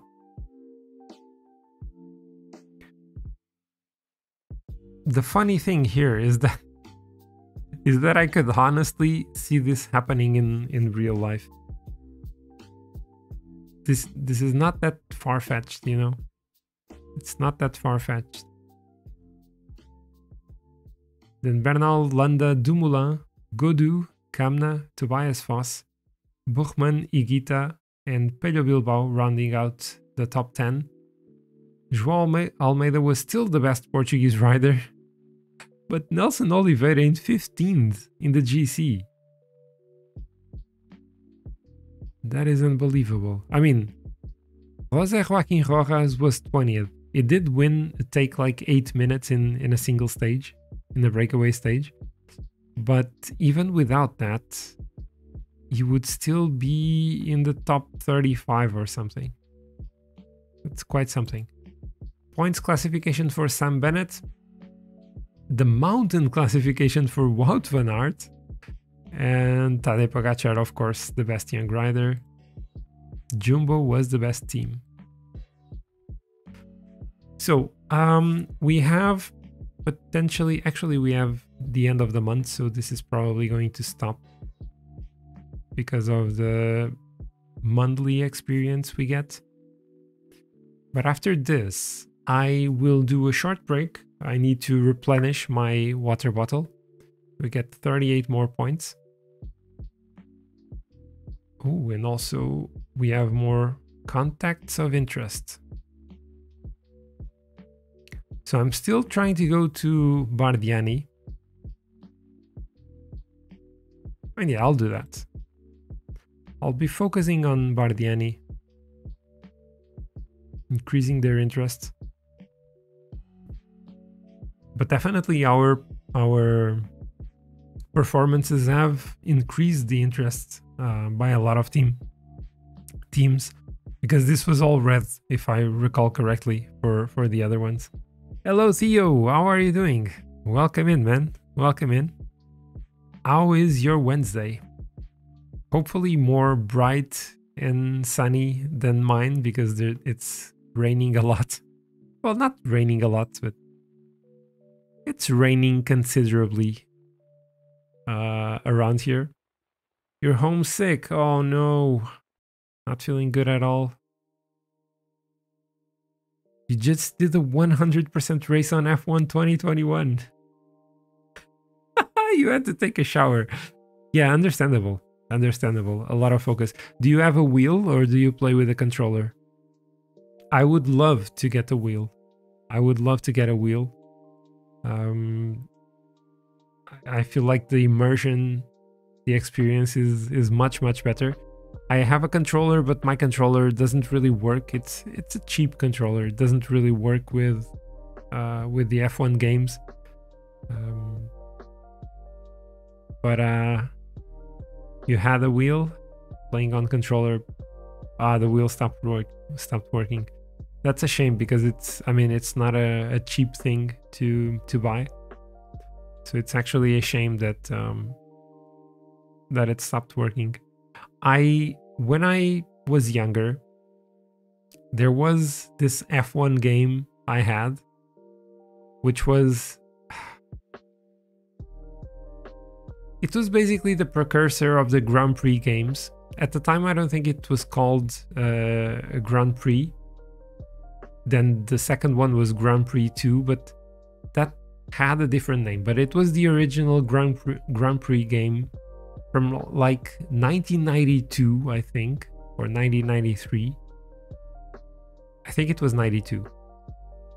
The driver and team names were all fake, but they were editable, so I could change them, and then I would put the real F1 drivers and teams. I mean, the game graphically was really bad, but I had so much fun with that. And I also used to play on 100% races. I would sometimes pause them and not play them all at once, but it was fun. It was fun to do that. You only had it for a few months. You were able to return it. That's nice. That is nice. No, when you said it, I thought it was like an older wheel, and it got worn a lot, and that it stopped working because of that. I hope you get better soon, man. I really do. Are you home for? Have you been home for a few days already, or just today? If you want to talk about that, of course. You don't have to.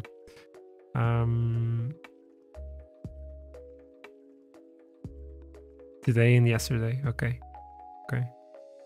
So I mean, it's a good timing to also follow cycling as well. I haven't seen Volta Catalunya because I've been streaming at the same time. And by the time I finish the streams, the stages are about to finish. It's not gonna happen today, but since I still have to pick up the kids after finishing the stream, I'm probably going to miss it. And then I'll most likely just check the result and not even see the race. It's weird that I currently have apparently more free time, more available time, but I can't necessarily watch more cycling. Which makes me actually think that when we have the Grand Tours, I could potentially, or I will probably move my schedule a bit more towards the morning so I can follow the races a bit. If I'm still at home, of course, and still doing the streams. Missed a very, very important national exam. Ooh. Hopefully the teacher lets you do it another time. Well, I mean, if it's something organized by the school, maybe you can do that, because I don't know how it is there, but in Portugal, the actual national exams have a specific date and they are the same exam for everyone in the country.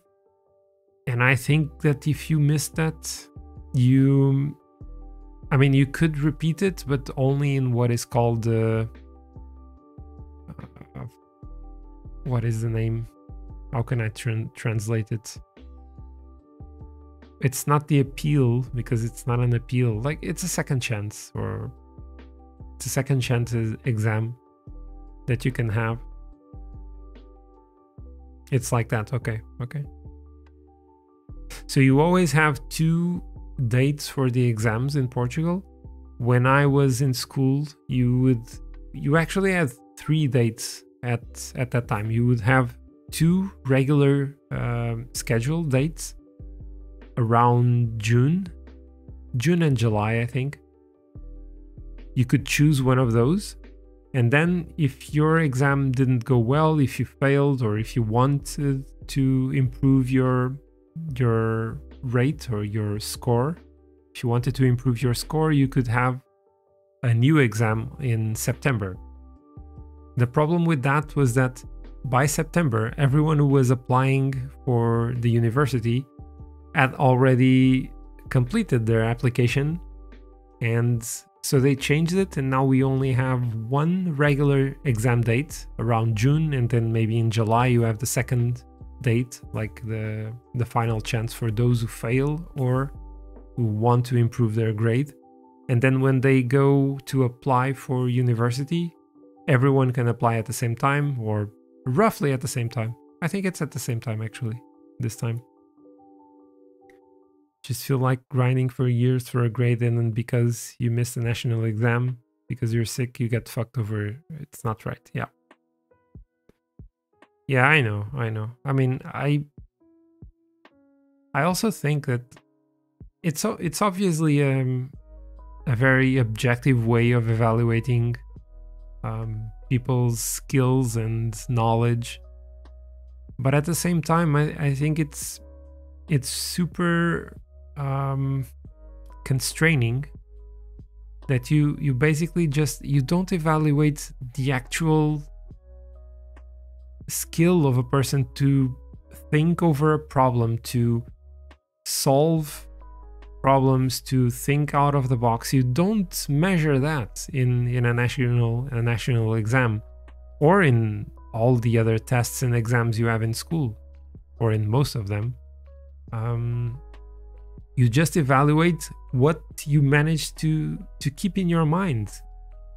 For many things, it's like that. If you can memorize something, you do well. If you have a good memory capacity, you do well in exams. If your memory ability is not that good, but you have other really, really good skills that are probably more useful for your future job, if you have mostly that, you don't really get a bonus for that. You don't get recognized for that. It's really, really weird. I mean, I don't really have an alternative to the exams, but yeah, it can be frustrating. It can be frustrating because I've seen a lot of cases in the past of people that we could easily say they are not that smart. Not that they are dumb, but they are not that smart, but they just can memorize things. Like short-term memory, and then they forget about it. And they get benefited for that in a way. I mean, they do work hard. I'm not saying they don't work hard, and they have merit. That's the system, and they can go along well with the system. It's just that the system is not perfect, in my opinion. The national exam is Swedish. Week 14 is biology. Week 17 maths.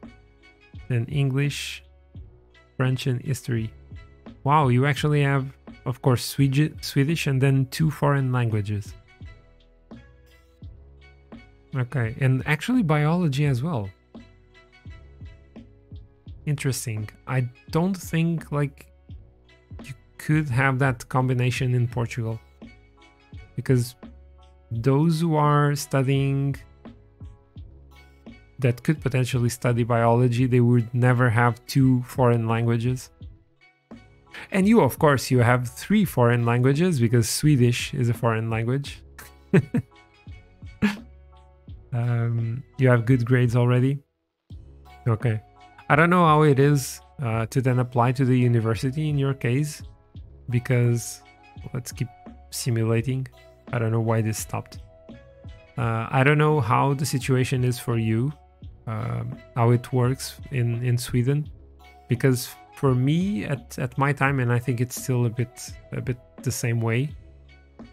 Oh man, I just realized it's almost 20 years since I completed 12th grade. Almost 20 years since I entered college. Oh, I'm old. Oh, I'm old. Ouch. That is so painful.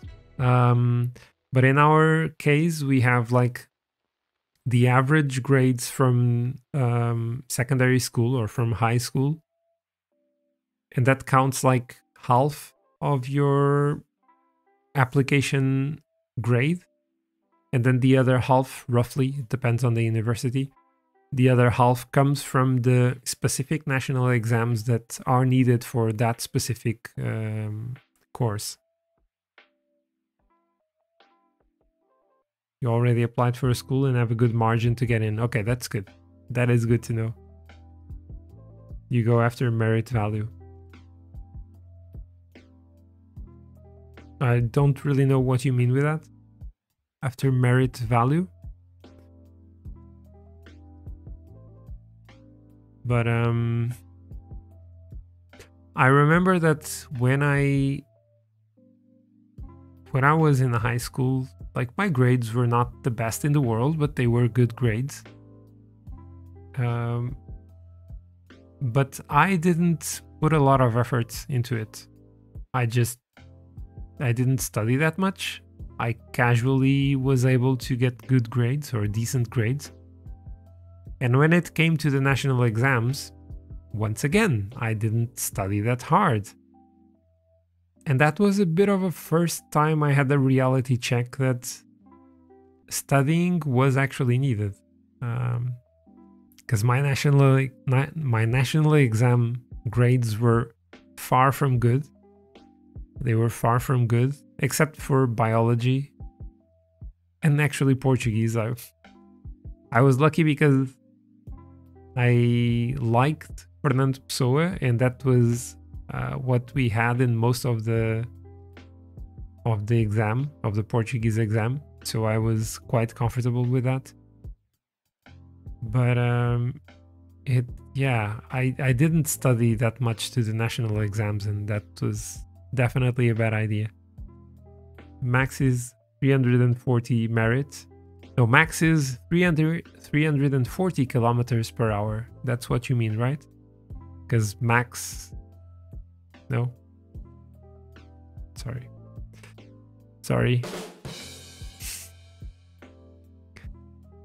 A in a subject gives you 20 points, B 17.5, okay.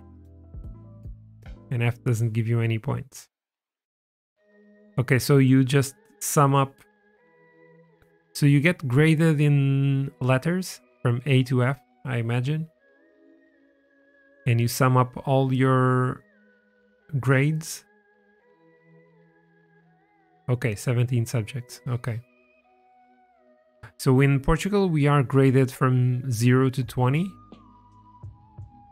It will be kind of the same, in a way. We are graded from 0 to 20. You need to have at least 9.5, so 10 in all of them. And then we average them out. So it ends up being roughly the same.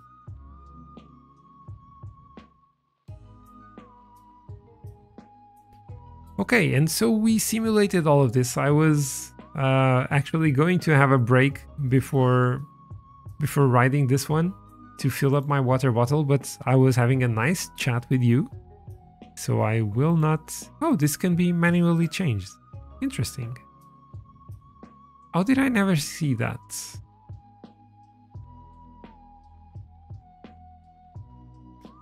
We're actually not going to get the fitness peak for the national championships. It's in a week. We're never gonna get that. Ah. No. No.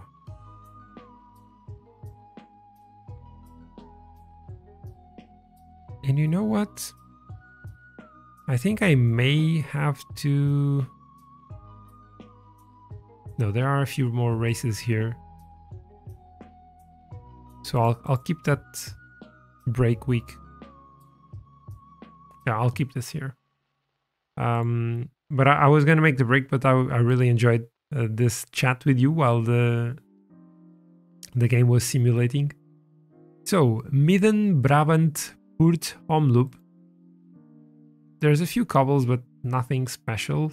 This probably makes me one of the favorites. No, it doesn't. It does not. It makes the sprinters as the favorites. So I probably just need to... Let me go back here. So after this one... Yeah, after this one, it's another week, and probably then we'll have a long time of simulations because of the national championships. So let's get on with it. Still 2:45 p.m, so about 1 hour and 45 minutes left today in the stream. Your brother just came home and entered your room. Oh, okay. No, I was just... that is fine, that is fine. I was just saying that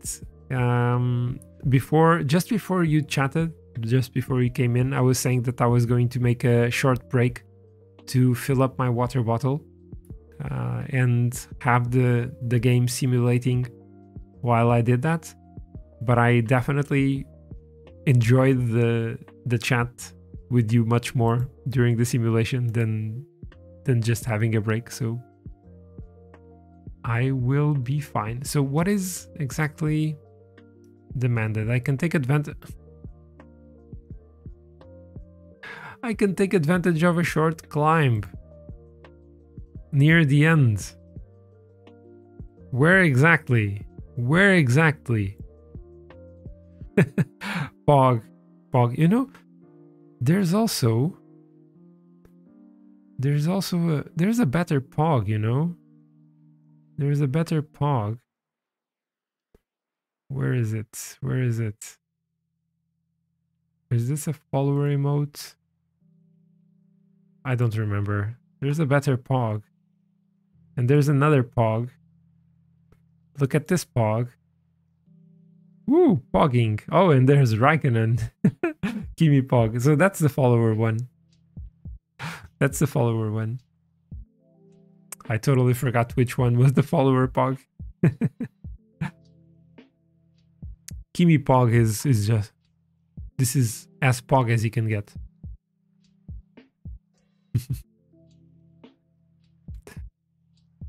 So I will just hold it and try to attack at the end. They won't let me go in the breakaway.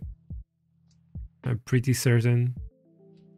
Because if my own team thinks I may be a favorite for this one,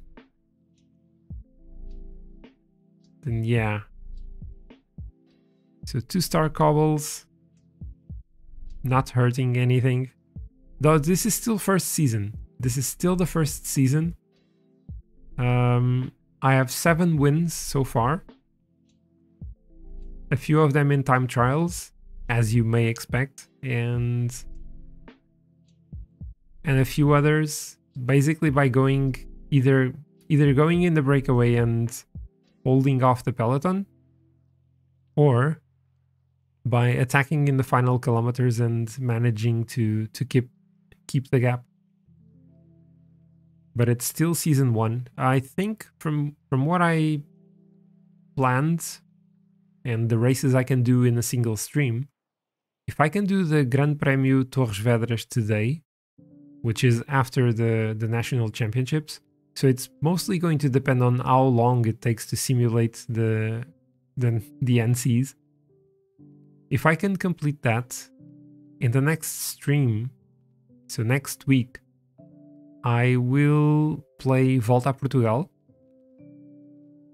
And then I think I only need one more stream to finish the season. So today is the 23rd.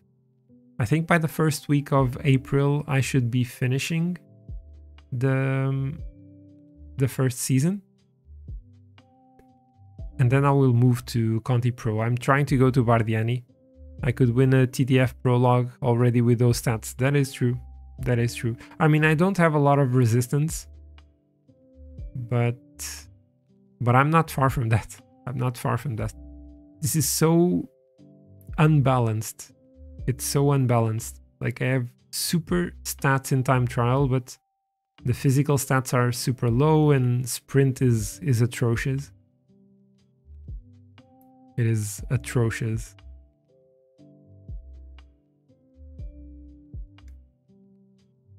In a way, the good thing is that I'm now at a point in which I only get stats progression every 2 level ups. So it's not going to progress as fast. And wait, João Benta crashed, okay. And considering that so many GC riders went for the Giro d'Italia, like, you cannot even imagine. You didn't see it, but... And the sprinters, there were like the 10-15 best sprinters in the world were in the Giro d'Italia. So they must be a bit confused, thinking that's the Tour de France instead of the Giro. But the amount of... Let's actually... The pace is going up quite a lot. The amount of sprinters and GC riders that went for the Giro. You had Pogacar, Bernal, Mikel Landa. So many strong riders.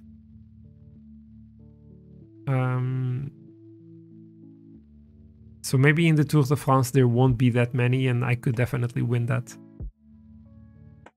You never get good secondaries in Pro Cyclist. Yeah, at least in the beginning you don't. I'm not sure. I was about to say my driver. Too much F1. Too much F1.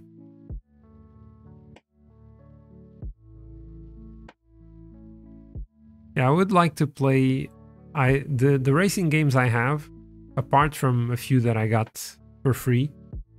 But the racing games I have are F1 2018 and Assetto Corsa plus Assetto Corsa Competizione. I really wanted to get into sim racing, but without a wheel, there's no way I can do that. And I could get the wheel. I could probably easily save some money to get a wheel. But the issue is that I don't think my computer would properly handle, or my laptop wouldn't properly handle the games. So yeah, I'm not going to invest in a wheel before I have a decent PC. One thing I could try, because I know it works, is playing it over GeForce Now. The Assetto Corsa games are available or are playable over GeForce Now. The problem there is that I don't know if the lag or the reaction time or the ping time is going to allow me to actually control the car properly, because there is always a bit of lag, and then I would have to react to stuff that happened like a microsecond before. Okay, 13 kilometers to go. Now I'm trying to move to the front, but the pace is super high. Super high. Let me check the map.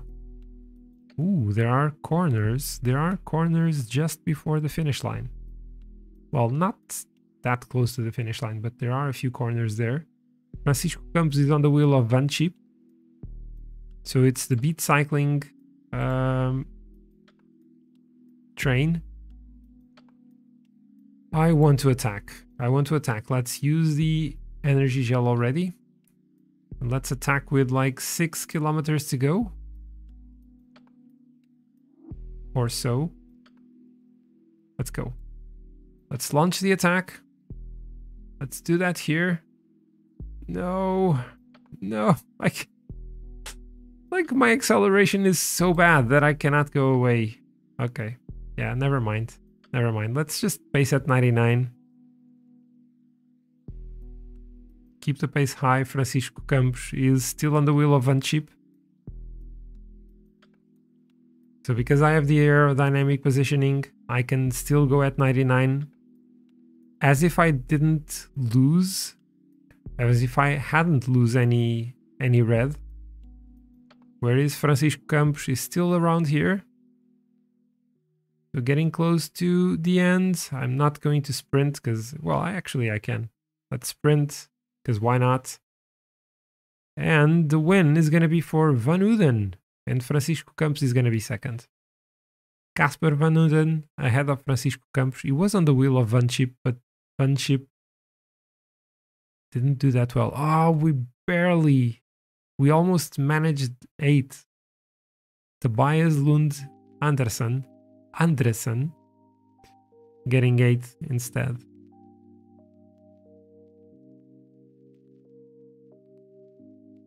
Okay, that was slightly fun. Kind of fun-ish.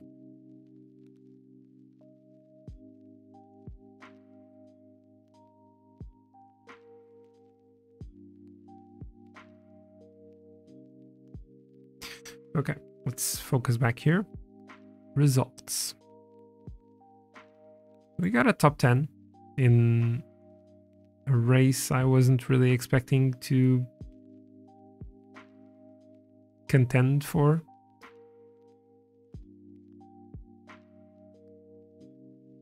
And we got 18 points. He's a talented writer. I wonder if he writes novels or scientific books. He's a talented rider in DSM's development squad.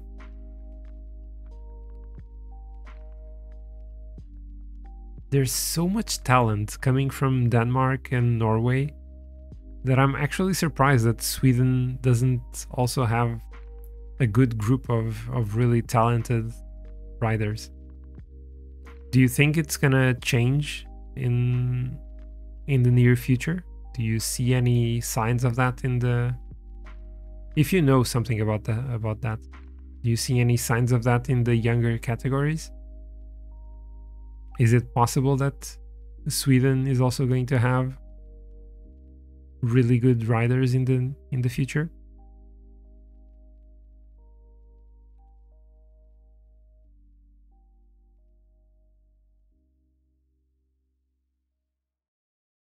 The power of the Scandinavian Empire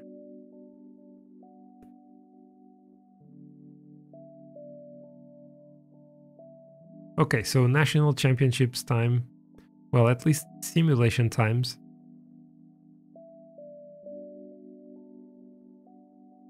So I am going to do the short break this time.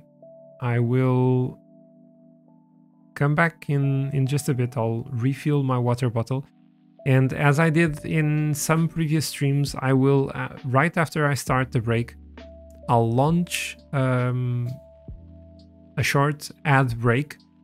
And as I said before, I don't do this for the money because I would get like 1 cent for the ads.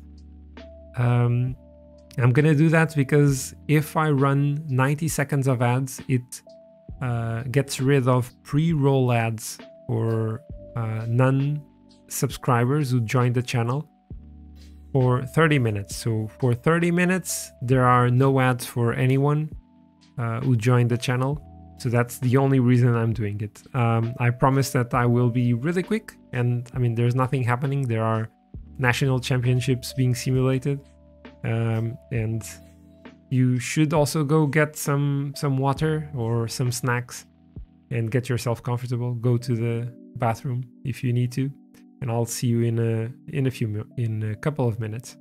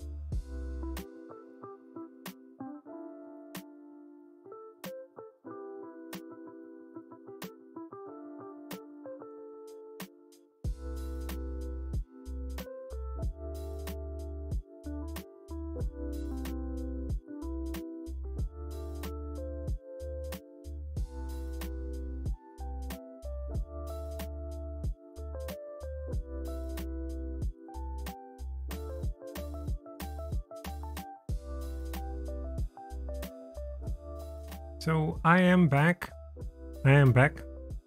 We are still simulating. Thank you for waiting.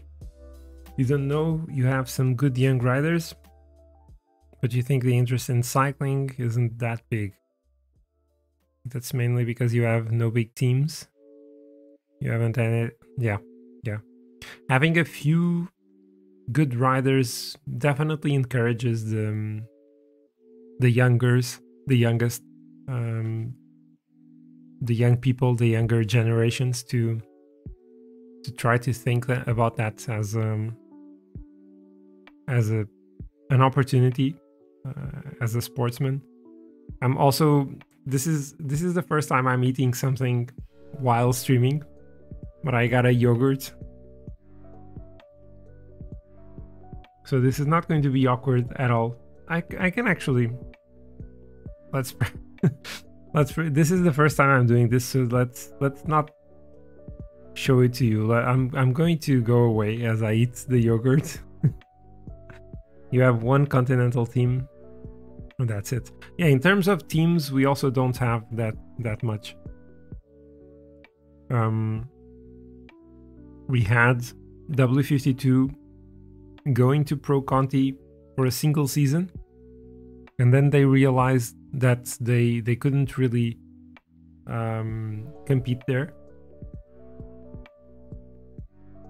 They didn't have great results. The riders, yeah, they would have to invest a lot more money that they don't really have, and that really hurt them.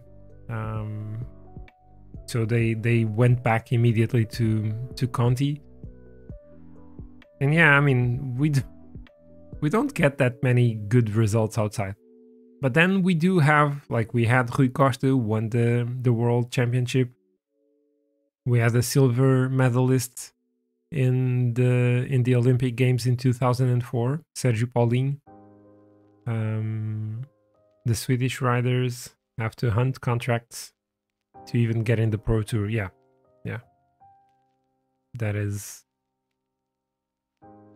really complicated. That is really complicated.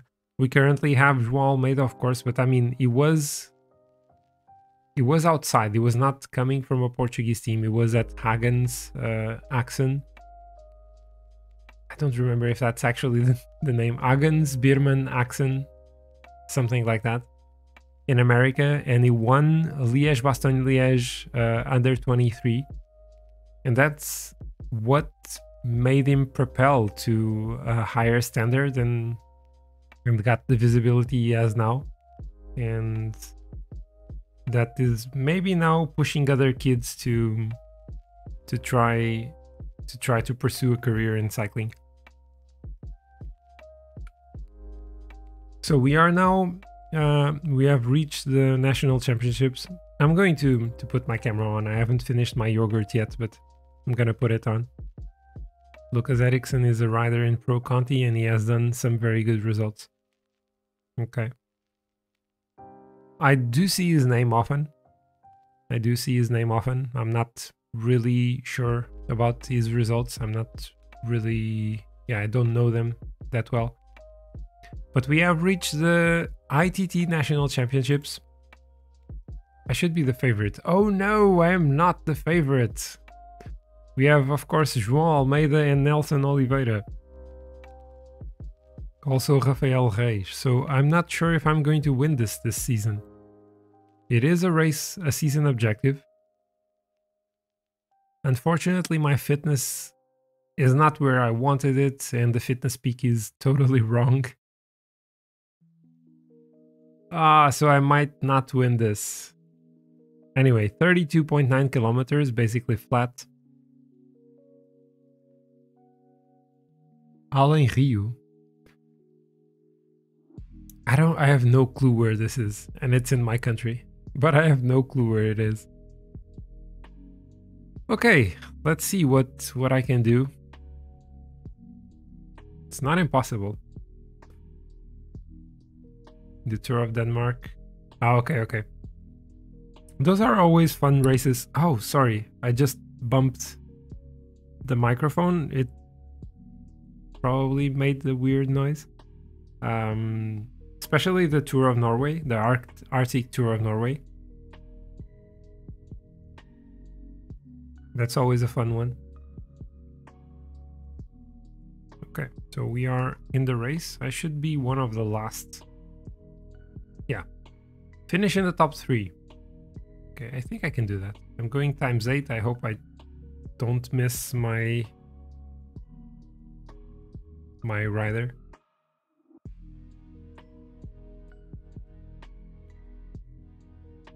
Erik Bergström Frisk. I'm gonna try to say it in my best Swedish accent. I have no idea how to say it in Swedish. Erik Bergström Frisk. Erik Bergström Frisk.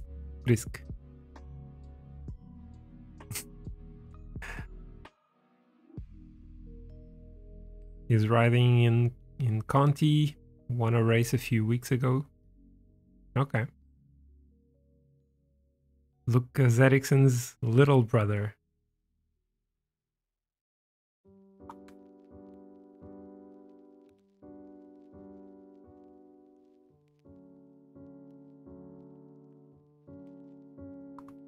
Okay, those are good results. Is it enough for inspiring other people, other young riders? I don't know. Maybe something stronger will be needed, but it's already something. Okay, so my yogurt is finished.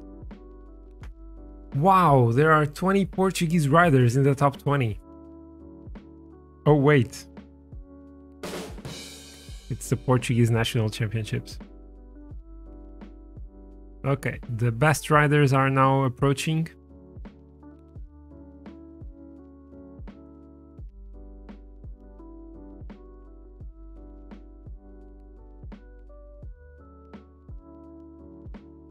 José Gonçalves, Rafael Reis, Nelson Oliveira, and now Zachary Silva.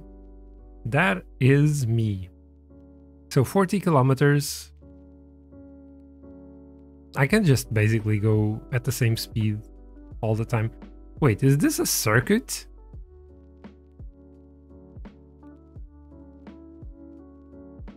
Oh, come on.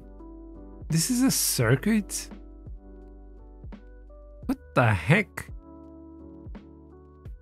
Who even does a time trial as a circuit? Jesus.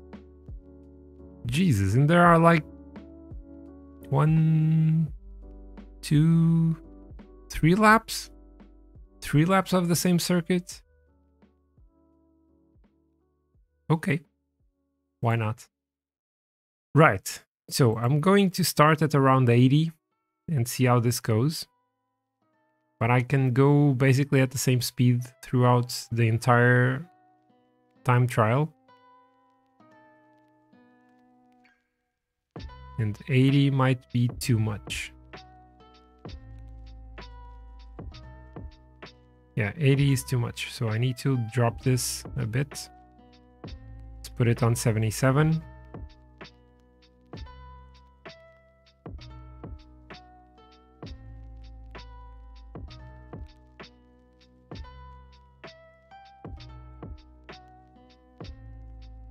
No, okay. Same time as Warren Barguil and Leknesund. Leknesund is he Norwegian or Danish?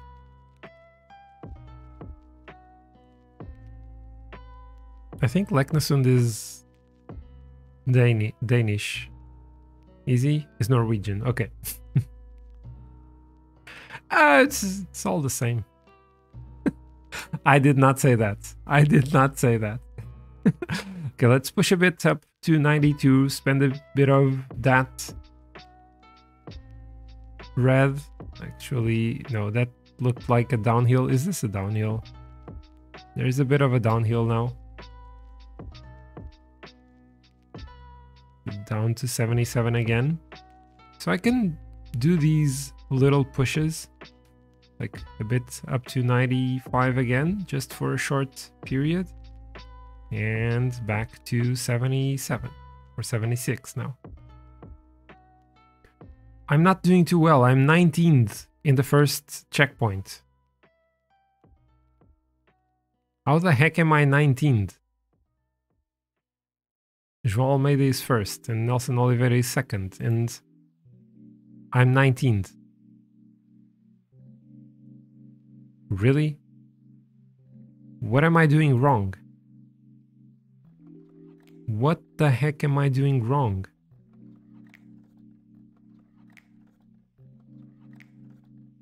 And I even need to lower my pace somewhat.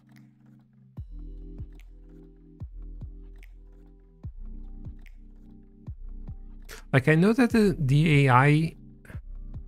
Okay, we're second now. 7 seconds behind, but yeah, the best are still... No, actually, we are, yeah, just being beaten by Nelson Oliveira. And then by João Almeida. So we are on course to finishing as we intended. Let's go up to 90 using a bit of red. Just a tiny bit, and go back to 75. because I definitely need to recover a lot of energy. Maybe I shouldn't have done this push. I don't think I should have done this push.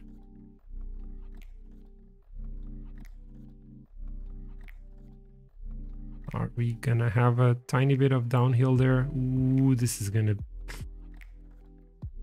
hurt. This will hurt. I just want to finish third. I just want to finish third. 3 kilometers to go. With that small downhill, we still have all the red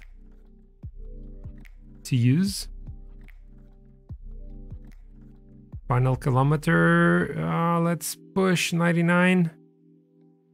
Going to the line and 1 second behind Nelson Oliveira, and now João Almeida is going to probably beat us. Ah, but this was so close. We get a podium at least. João Almeida by 2 seconds. Okay, so this was really close. This was really close. Not too bad, not too bad.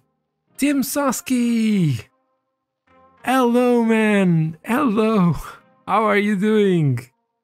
Welcome in, welcome in. Good afternoon. I have been streaming at this time. How are you today, man? How are you? Yeah, it's kind of for an unfortunate reason that I'm streaming at this time.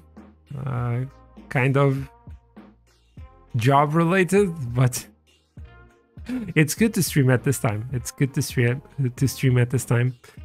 How are you doing, man? How are you? Long time no see. Long time no see. Oh, it's good to have a cycling expert around and a retired pro cycling expert as well. Yeah, I was focused. I didn't even saw you arriving. I mean, it's kind of what you remember from me, right? Not checking the the chat messages in time. But I was really focusing in the race, in managing Zachary Silva to get third in the ITT National Championships, which is good. I mean, it was the objective. This was the objective. We got plus 15 points. After the first checkpoint, I was a bit worried, but pushing for those tiny bits, those little bits, bursts of energy actually helped. I hope everything sorts out as well, man. I do hope. I'm trying to put my head in its place and to decide what I actually want to do, because I wasn't taking pleasure from my work anyway. So it might be a good time to reprioritize things, to kind of set a career path. And in the meantime, yeah, I'm streaming. I'm taking the time for that to see if this goes anywhere as well. Knowing that 99.9%, there's a 99.9% chance it won't ever grow that much. But at least I'm doing this and enjoying it and having a break from reality. A bit of that. Work is hard. Yeah, you have been away a bit. You have been away a bit. Hopefully you're enjoying your new position. I'm really happy that you got that. And if you're enjoying it, that is really good. Yeah, it took me a long time. I think the pandemic also helped a bit in that, to realize that this was not working. So it was kind of a fight with myself as well a bit to understand that, or to realize that. And now it's going to be a fight as well to see what I want to do. But it will be fine. I mean, it's not critical for now. it's definitely not critical. So I hope that things will be sorted out in the next couple of months and that I really know what I want to pursue. One thing that I have thought about that I would like to do is not too far from what you're doing in a way, but it would be also to work in something related with communication, but in science communication. I would love to be able to do that. Like, I could do that as being part of an institution, of an academic institution or research institution. Or one other thing that I was thinking about would be maybe trying some kind of podcast related with science. But those are just things that I'm still thinking about, because I don't really have any formal education on any communication related thing. So we'll see. Exactly. Sometimes in a way you don't expect. Sometimes in a way that propels you to a great position working in what you like the most. I don't know if you know someone to whom that happened, someone close to you. But yeah, it's been nice to be able to stream at this time. The only worry I have is that my dog starts barking sometimes when he hears something outside, and that I need to finish streams at 4:30 maximum because I need to pick up the kids from school. This is also good because it's been allowing me to spend more time with the kids. So yeah, I've been taking advantage of that. Spending more time with them, doing a few more things at home. So taking a bit of weight from my wife, from her shoulders. So yeah, some things are good. Of course, this doesn't pay the expenses, but we are in a good situation, so it's not critical. Okay, so national championship road race, 170 kilometers, and we have UAE Emirates Armada with the Oliveira brothers, Rui Costa and João Almeida. So they are most definitely the favorites for this. I'll see what I can do in this one. Probably not much. You know what? Maybe I could try to go in the breakaway. Maybe I could do that. Because sometimes the national championships are super weird. And if every single team manages to put a rider in the breakaway, then the peloton doesn't chase you. They basically don't chase you. Yeah, get into that breakaway. Exactly. Puncher outsider. Oh, finally, this makes a bit of sense. You can take advantage of a short climb in the final stages. At least this time there is a short climb. Oh, we have a -2. Anyway, I'm gonna go in the breakaway. I'm going to go in the breakaway. Let's sneak in. Starting from the back of the peloton, but let's sneak in and launch the attack already.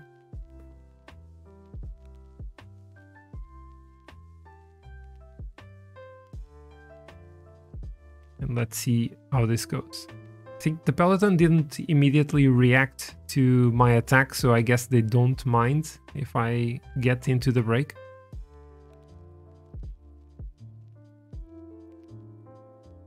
By the way, Joe, did you miss these Stream Beats tunes?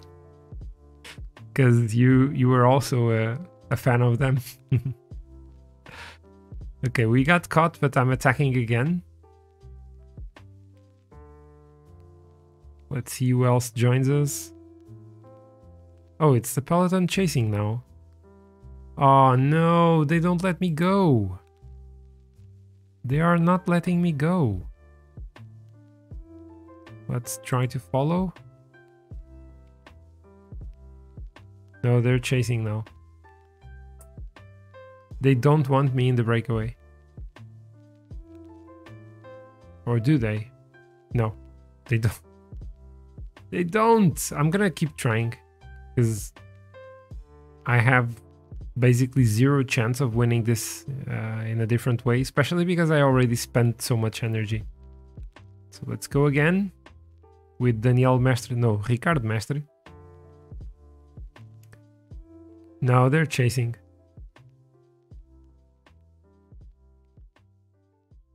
So this is gonna be the most boring ITT you can ever think of. Let's try to follow.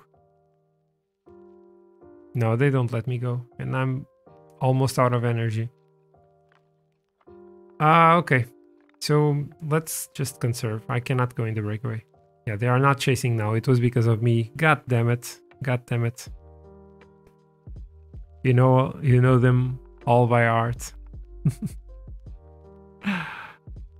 Yeah, it's nice. It's nice. ITT, you wanted me to to do an individual time trial of 150 kilometers. That might be a stretch. Maybe next season. Maybe next season I will do that. So there's 5 riders in the breakaway. I will try to conserve as much as I can now, even though I spent already a lot.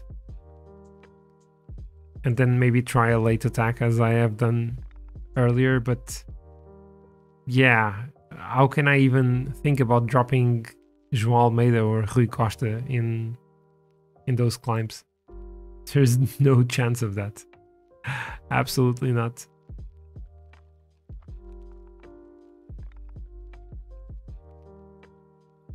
Do I need to up the pace a bit? Well, at least the peloton is chasing quite aggressively. They are chasing quite aggressively. We're going at a really, really fast pace.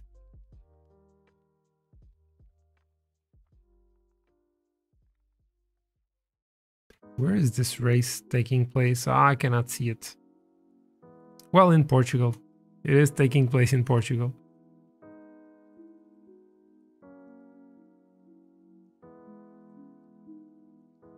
So I have seen, and going again to you, Joe, because it's been a long time since you've been around and we chatted.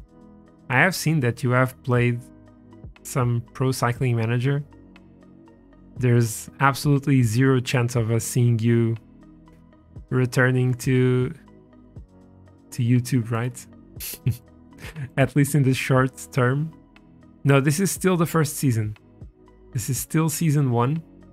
Yeah, I know. 77 flat and 80 prologue with 76 sprint. But it's still season 1. It's only the fourth stream on this, and I think I need 2 more, maybe 3 more to finish the first season, and I'm only doing 1 per week at the moment. Okay. You've been playing the save. Okay. Back-to-back world champion now. Okay.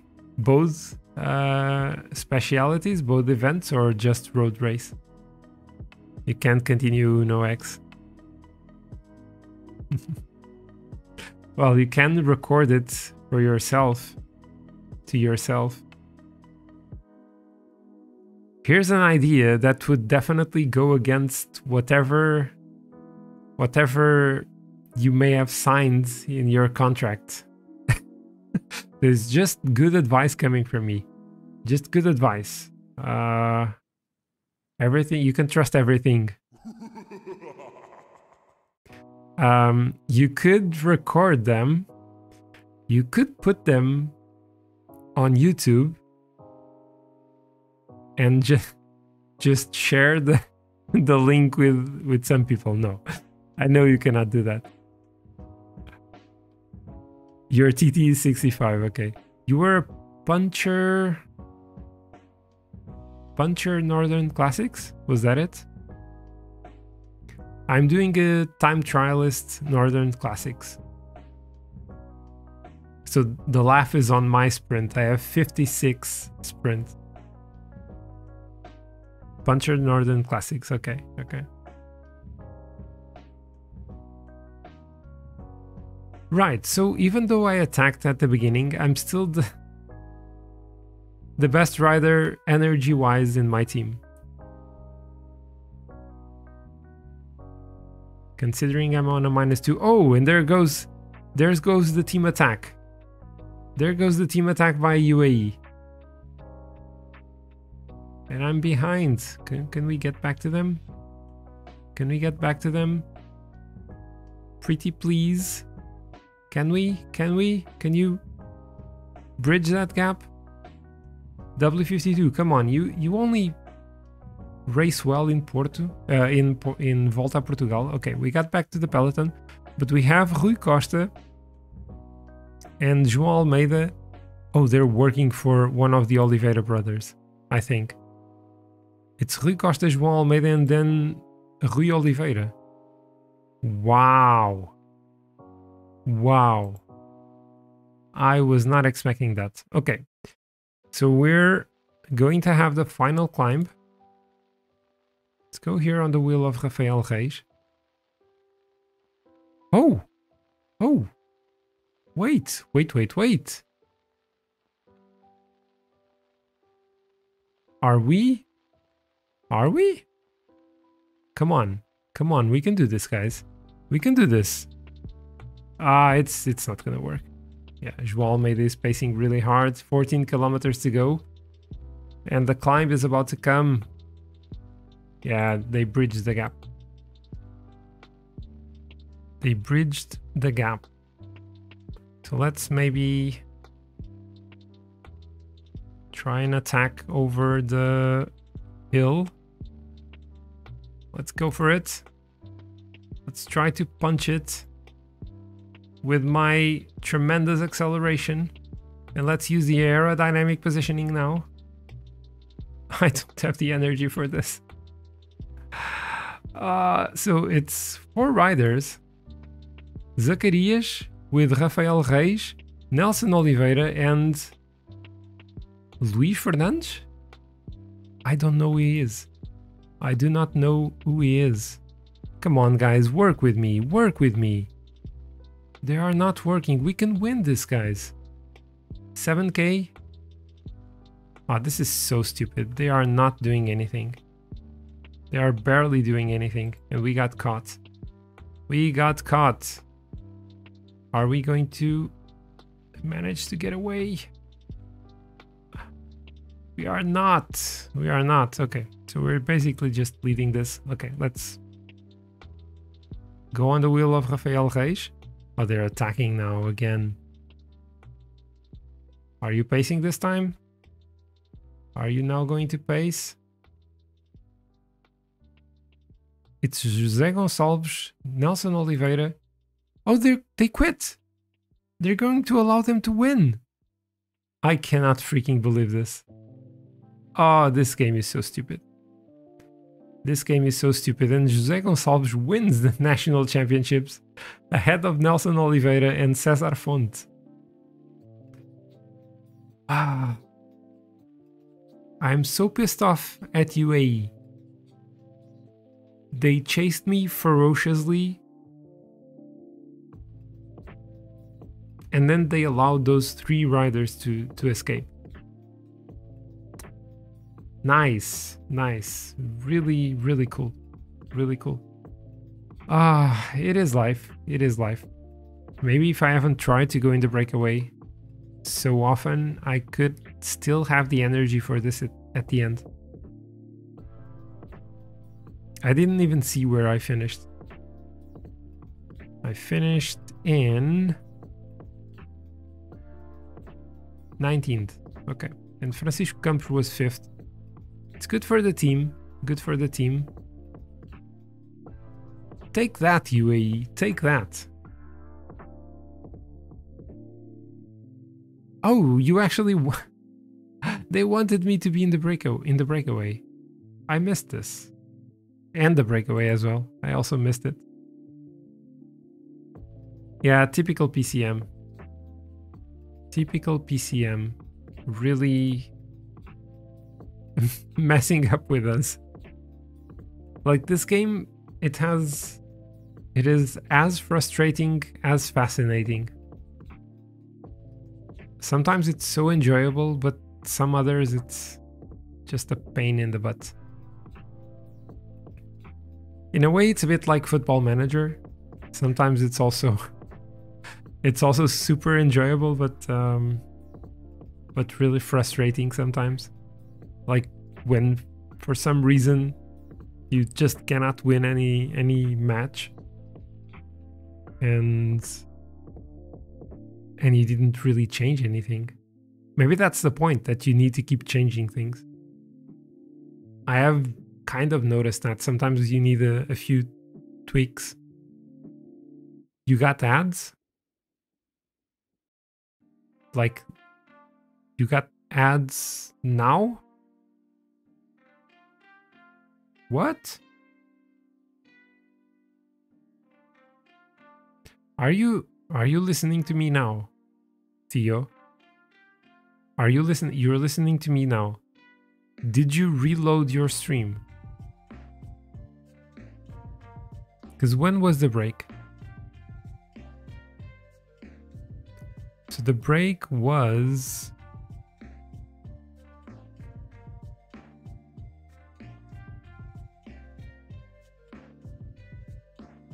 I think it's past the 30 minutes.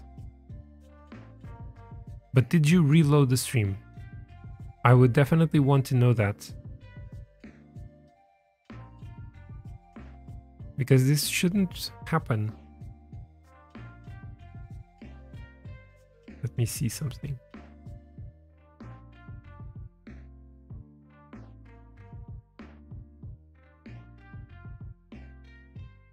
Yeah, I don't have ads scheduled. Ah, okay. You reloaded the stream. Okay. I'm a bit less concerned that way. I'm a little bit less concerned. Yeah, and it's past the 30 minutes. So the thing is that running those 90-second ads when I did the break gets rid of pre-roll ads, but only for a short period of 30 minutes. And I definitely don't want to have like many... I've read about that a lot on Reddit. There's always a discussion about people that absolutely hate having ads on Twitch, and that they sometimes want to jump from one channel to another, and they constantly get hit with a lot of ads. The thing is, I keep, and there's the discussion about should you keep pre-roll ads and every single person not subscribed to your channel gets an ad when they get to your channel, or should you have scheduled ads and you have 90 seconds every 30 minutes. I honestly hate the idea of having a minute and a half of scheduled ads every 30 minutes, because if I don't realize that's about to happen, I'm going to keep streaming as normal, and you are going to miss something, or you potentially can miss something. And it's also more disruptive for people that are already on the stream, because you also get that. On the other hand, if you have the pre-roll, you come to the stream, you get like, I don't know, a 30-second ad maybe, or sometimes even less than that, and that's it.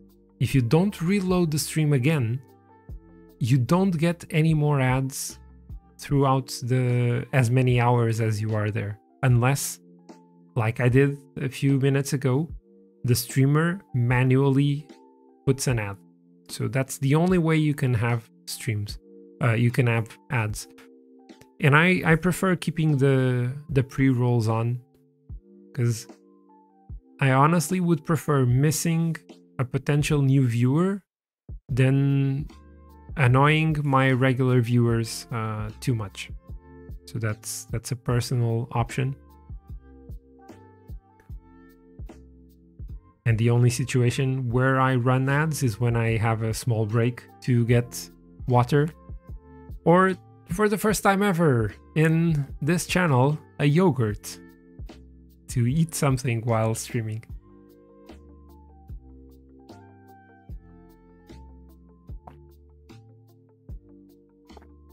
Because like if I'm in a break, nothing is happening, so you're not gonna miss anything. And then in that case, it makes sense to put the ad to get rid of the pre-rolls. As I mentioned, it's not because of the money I make from ads. I was actually checking the other day, and since June 2020, when I became an affiliate on Twitch, I made $2 out of ad revenue. $2. So it's not even worth it. It's not even worth it.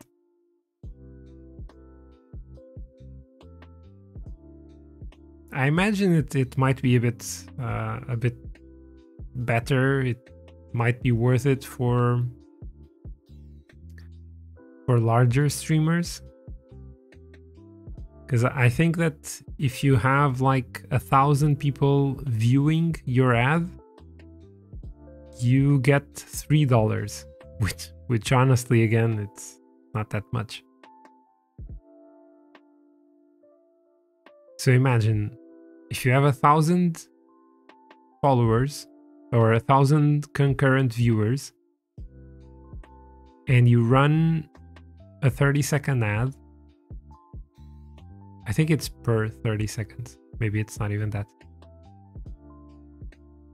But if you run a 30-second ad, you get $3 if all of those are not subscribed, because most likely many of those will be subscribed and they don't get the ad. But yeah, the ad money is really low for the streamer. Okay, but enough about that. We have 50 minutes left in today's stream, and we have the Grande Prémio Internacional Torres Vedras, Troféu Joaquim Agostinho. 4 stages. The first one is a prologue, a hilly one, but I might be the favorite to win it. And then all the other stages are hilly as well, and hilly as hell as well. So I'm guessing that the GC is out of the question, but I will try to win the first stage. And I'll try to play all 4 and then finish the stream after that, which is exactly what I had planned.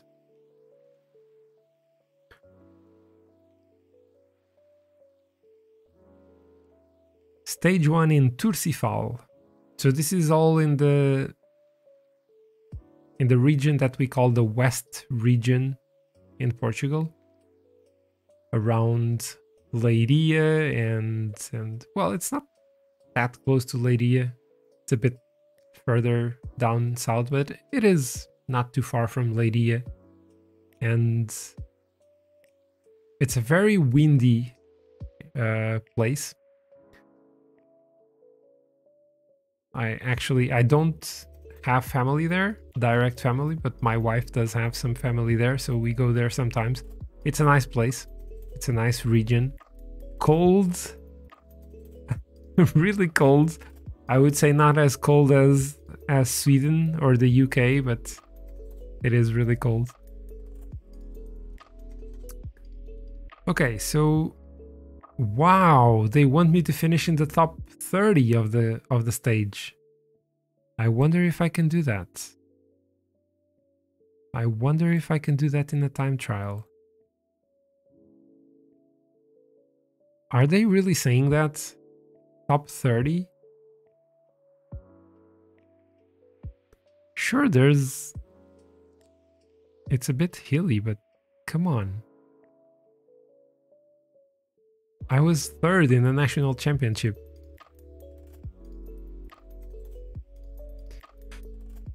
You never know this game. You never understand it.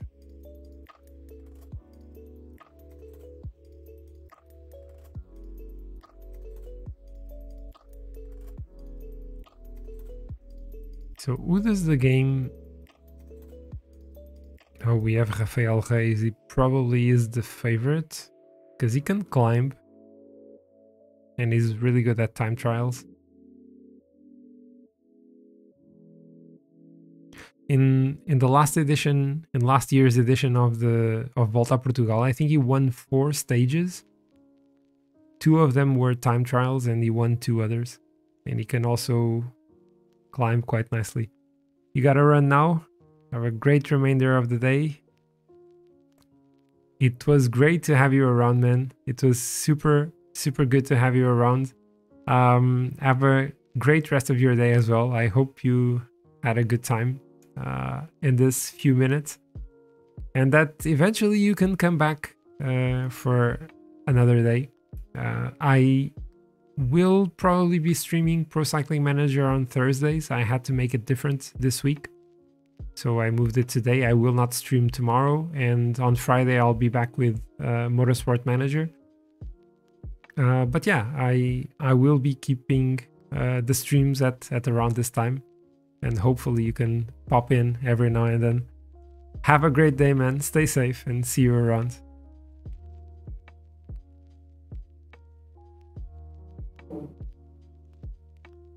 Okay, so José Gonçalves is currently holding the top time. Ooh, W52 with a 1-2-3 at the moment. Maybe that climb is really hurting. And now... Oof. No, it was not another one. Okay, and we are next. Zachary Silva. Let's start at 80 something, or maybe even 85. Is this 85? 90. Okay, this is 90.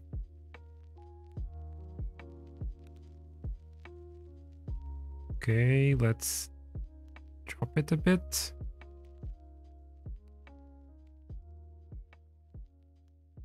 $88.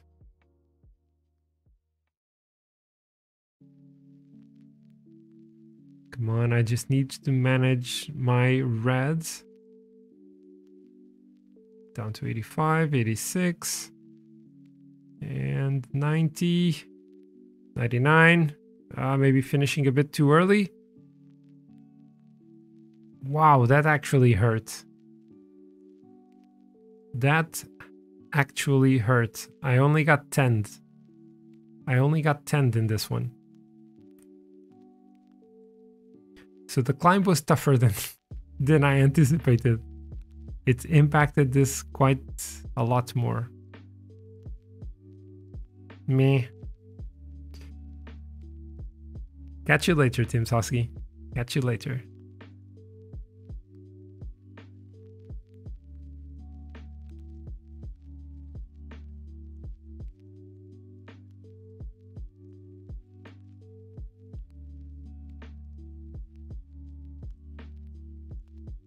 Did we have a 1, 2, 3, 4? We did. A 1, 2, 3, 4 for W52.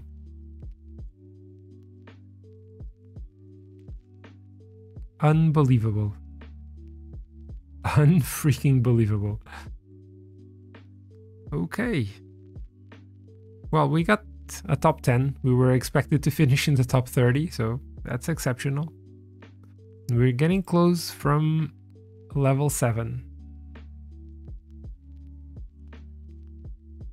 Oh, aha, month turn, and we get plus 38 points and we get up to level 7. We only get a skill point, so not a potential evolution or attribute evolution. So what am I going to go for?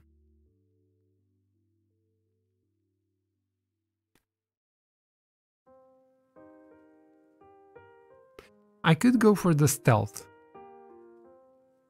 I don't know how effective this is. It's just a short-term bonus. But because I do that a lot, like trying to attack late in the race and hoping that the peloton doesn't really chase, maybe this is gonna be useful. Maybe this will be useful. Not going to attentiveness. Like I would get a tiny bit more, like 10% more points roughly each month. So it would give me like 4 additional points or 3 additional points per month, which is not really significant. So I am going for stealth. Okay, stealth it is. And let's see how that works. I need to accept it. Oh, wait. Could you... This is actually asking me, could you use your contacts of interest on the contract page? Yes, I can. Yes, I can. Oh, everyone wants me. Everyone wants me, but I want Bardiani. I think we'll easily get a contract with them, or a contract offer from them.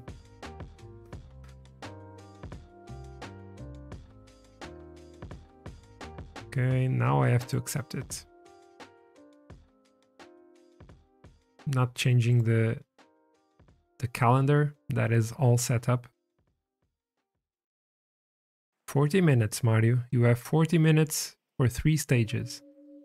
We have to play them quickly. I think I might actually have the fitness peak during Volta Portugal.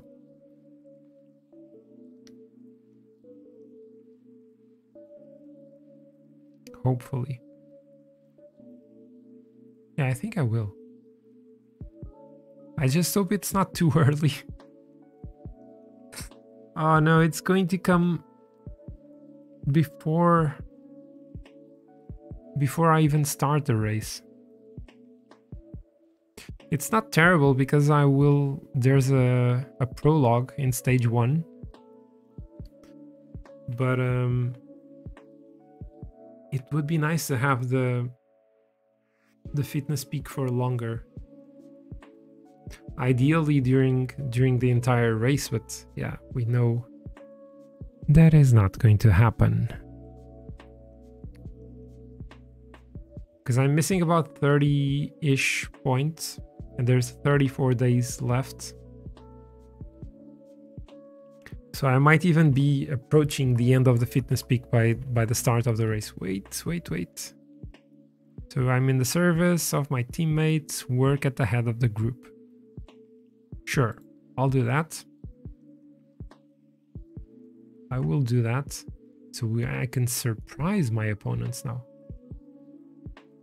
Take position. Take position.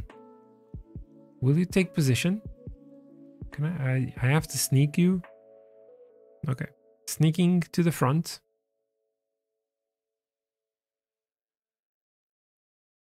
And once the breakaway is set up,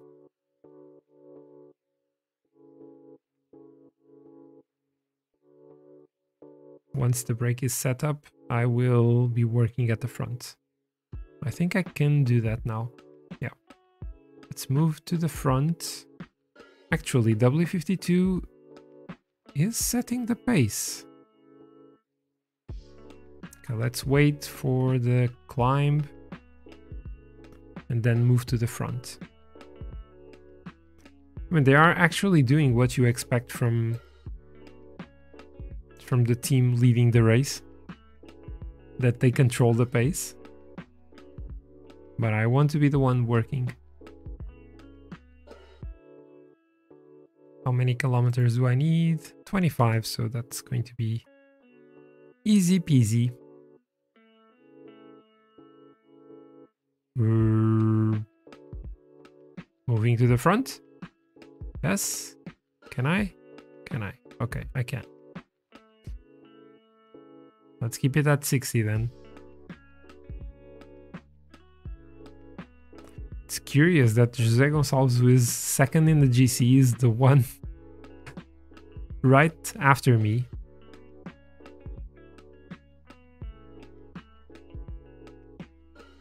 Okay, I think I have enough for the exceptional. So let's just go slowly now. Let's appreciate the beautiful landscape without maximum graphical settings.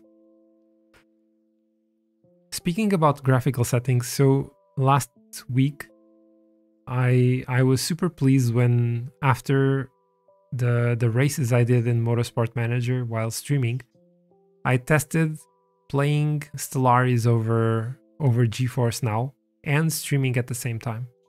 So my main concern was that, as you may have seen if you were around at the start of today's stream, I had a lot of issues with the connection. It was I don't know if it's unstable connection, if it's the server to which I'm connected to, because I had to restart the stream twice today. Usually it only requires one restart, but I had to restart it twice. But last week when I tested it, my connection worked beautifully and I didn't lose any frames. I didn't skip any frames because of the increased broadband connection requirements for using GeForce Now while streaming at the same time.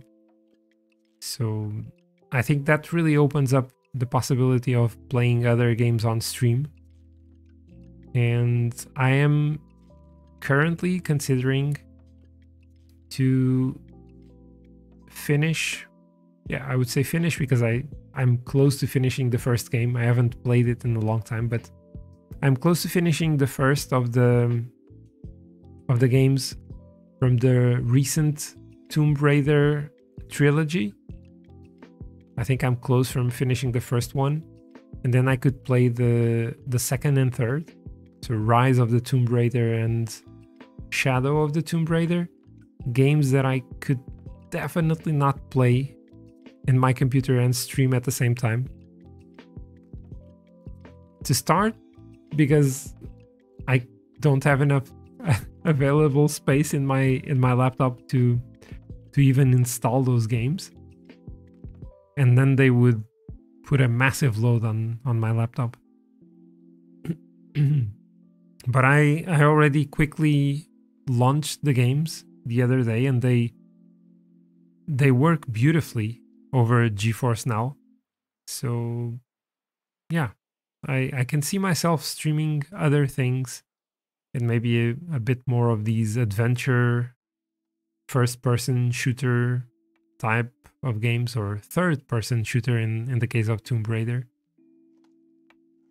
For some reason, I cannot play first-person shooters anymore.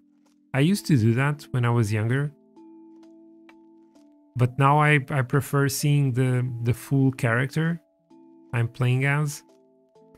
So third-person shooters are much more my thing than first-person. Okay, so we're approaching the end. We have this really tough climb. I don't know, I might try to survive. I may try to survive for as long as I can, which is going to be a really, really tough task. Should prove really hard to do. There's still a minute between the peloton and the breakaway. Those guys are doing very well. Okay, so we're approaching the climb. Let's move to the front. I should have done this maybe earlier.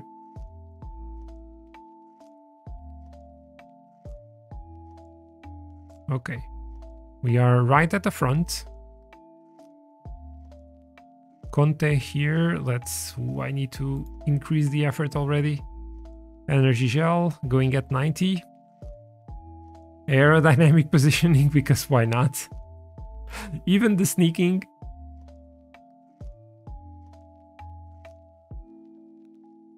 Come on, 3 kilometers down to 88. Ooh, Del Pino attacking. Amaro Antunes. Ah, there's... yeah, no way. There is no way. Look at me. All positioned aerodynamically. 1.5 kilometers. Maybe I can stay with the front runners. Let's drop this to 87. 89. Come on, come on, come on, come on. 99. Okay, I'll finish with the front group. José Neves takes the stage win again. Wow. Boys is doing well. The yellow jersey wins the stage again. And we finish in 13th. Which is very, very good. Very, very good. Our hill stat actually helps with this. We're a bit better at that than in the actual mountains. So the next stage is going to be harder.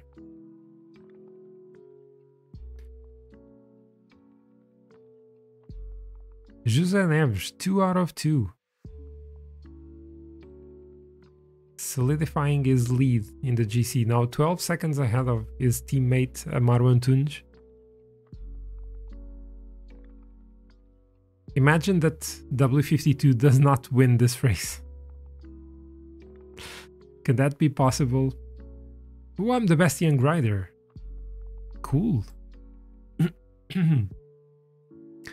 Being the best young rider is cool. So it's 4 p.m. I have 30 minutes for 2 stages. I think I can handle that. If I don't get too distracted, I think I can handle it. Okay, stage 3.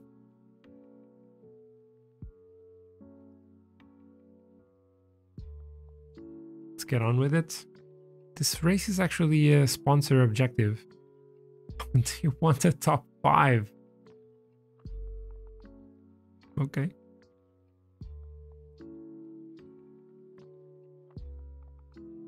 I don't think the sponsor is going to be too happy.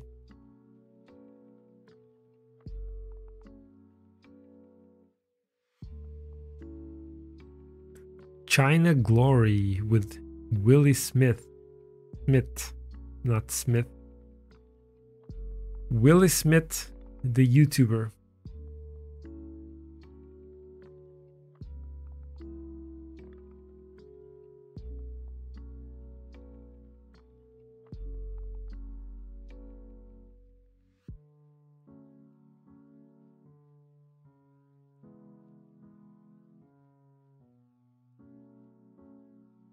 Yeah, if I can keep going with the best riders, I can potentially hold my top 10 place. Yeah, work at the head of the group. I'm on a +2 day. Okay.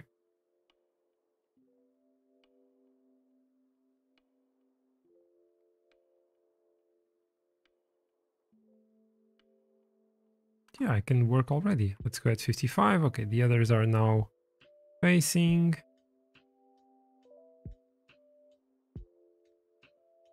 Okay, let's go down to, or up to 65 now. Not to lose track position.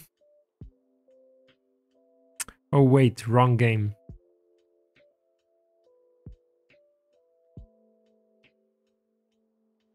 Okay, so infinite relay at 60. And after this little climb, it's going to be infinite relay at 55.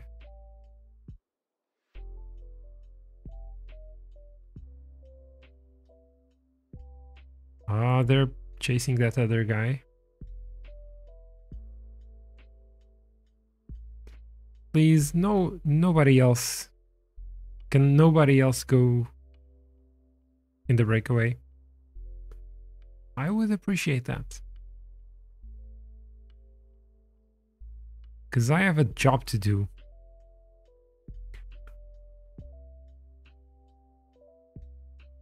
And I suddenly remembered a quote from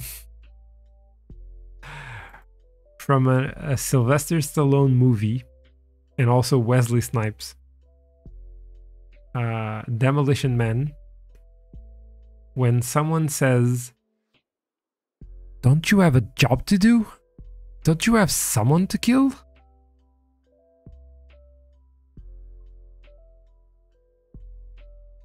I think that's like the civilization leader, or what the hell he is,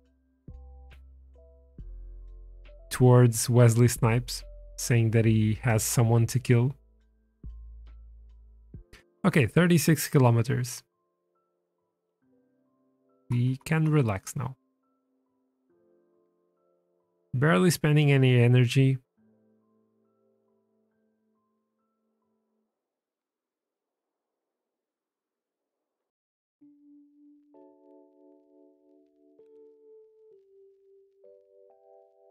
So hopefully I can then stay with the others. Okay, need to up it a bit.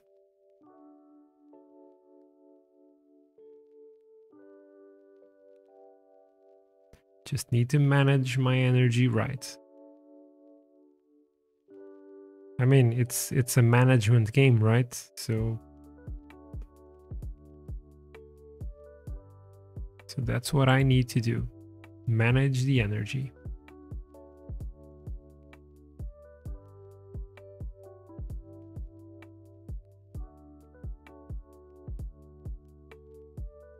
It's Yellow Bar Manager 2021.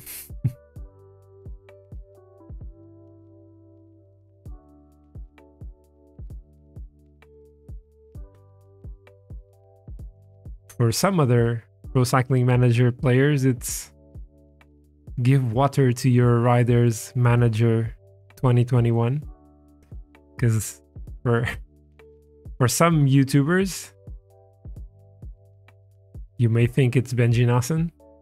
Probably is. For some, that bringing water to your riders is the toughest part of the game.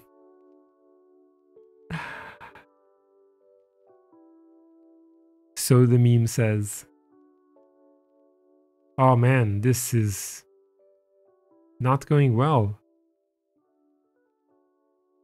Even at 85, I dropped to the back of the peloton.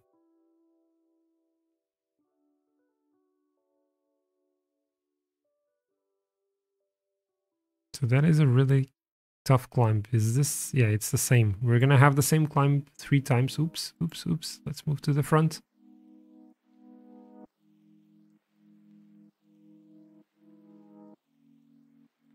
Let's try to move forward. Like, my teammates are all done. How are my teammates all done? And I'm not the leader. I shouldn't be the one doing better. I can relax now. This team relies on me. They are so reliant on me.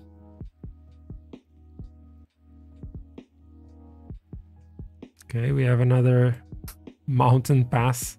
It's Mountain Pass 9.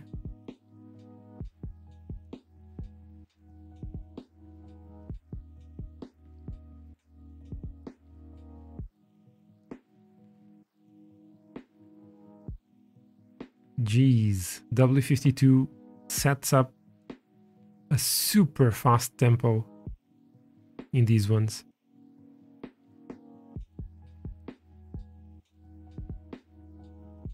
Fortunately, they stop just after reaching the top of the climb.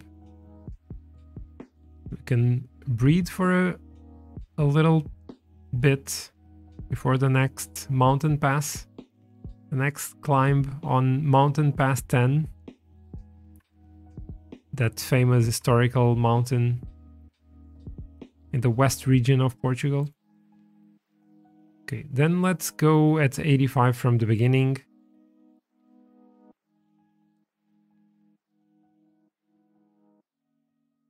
Oh, it actually went better like this. Ah, we didn't reach the top yet. But it actually went better if with me as the front rider. So maybe I need to do that again. If I'm leading, and I'm not blocking anyone, I promise. Okay, there they go now. But at least I was already in a good position.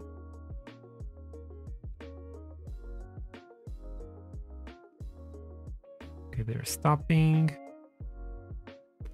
Oh, come on. Come on, Gaspar. Are you really asking me to help you? You're so done. You are so done.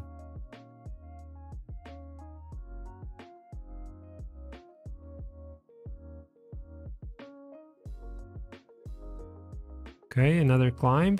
Let's try. Maybe I was caught a bit out of position. Let's go up to 94. Just go away.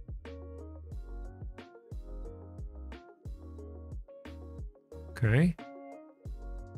I'm surviving well. I am surviving well. The breakaway is about to be caught, so they should be caught before the next climb, I think. Still 45 riders left. Yeah, I don't care about what they say. So final time in this one. Let's move to the front, going at 85 from the start. Ooh, actually, I need to go a bit farther. No, maybe not. Maybe not. So this is the finish line. Slower it a bit, and maintain position. Maintain position, trying to recover.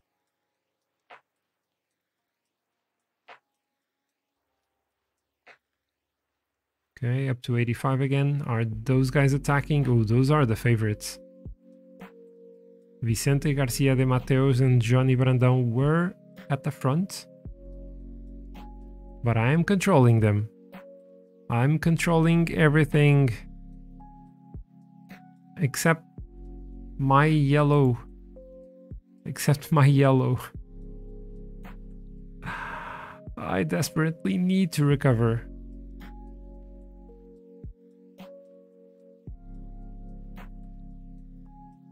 There's one final climb before, well, the final one. And I am recovering nicely. Okay, let's move to the front again. Let's try the same approach once more. The toughest part is this one, the initial part of the climb. But they usually start attacking closer to here. They are not doing it this time. Interesting. Interesting. Let's attack. Oh. Okay. Moreno is attacking as well. Can we follow on his wheel? Can we do something here? Most likely not, but it's worth to try it. It's old FAPL versus new FAPL. Energy gel. Aerodynamic positioning. Ah, wait, I cannot use the sneaking now, or the eluding other riders thingy. 2.5 kilometers. It's me and Sean Bennett. And Ewart? I don't know who he is. 1 kilometer. I'm going to be done. I'm gonna be done. 1 kilometer. I'm not gonna do it. Oh, and I'll lose time. I'm pretty sure I'll lose time. Yeah, still 500 meters to go. Ah! Damn it. I tried it. I tried it. Oh, come on. José Neves again? He wins the stage again. That's 3 in a row. That is 3 in a row. Wow. That is unbelievable. That is unbelievable. So yeah, I lost a bit of time. I'm gonna lose the top 10 in the GC. I'm not too worried. Come on. Let's face it, I will probably lose a lot more time in the next one. Also because I really have to speed it up. I have 15 minutes to play it. Okay, results. We lost. Oh, and they even got a 1-2 with José Neves and Johnny Brandão. What a masterclass by them. I lost 58 seconds. Okay. So I'm currently 21st in the GC. 10 more points. Let's go to the final stage of the Grande Prémio de Torres Vedras, Troféu Joaquim Agostinho. Não. Grande Prémio Internacional Torres Vedras, Grande Prémio... God damn it.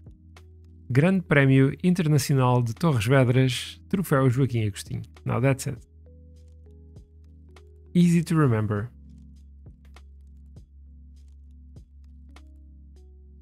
Joaquim Agostinho, of course, a Portuguese cycling legend from the 1970s, 60s as well. I don't know if he was already active in the 60s.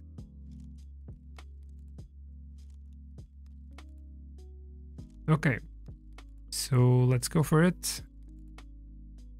Between Atoguia da Baleia and Carvoeira, I have been to Atoguia da Baleia. I have had a meal there. I have no idea what I had for dinner, but I have been there. Never seen any cycling there.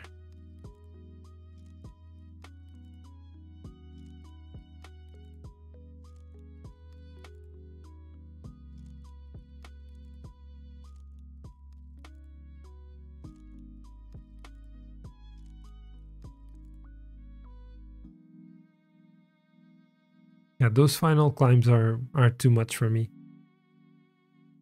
They are too long and too steep for me to be able to do anything. So any chance of getting a result in the GC would be dreaming. It would be me dreaming. Can José Neves make it 4 out of 4?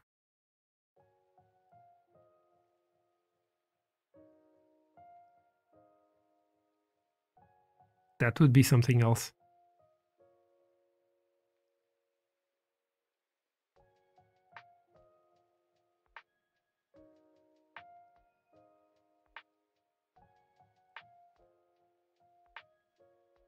Come on, game. Please load. Please load. I have to go pick up my kids.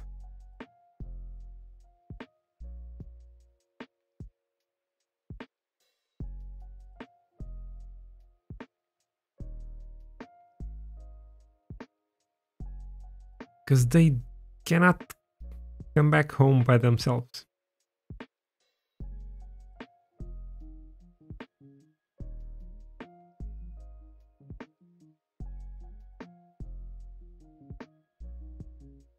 Okay, here we are finally.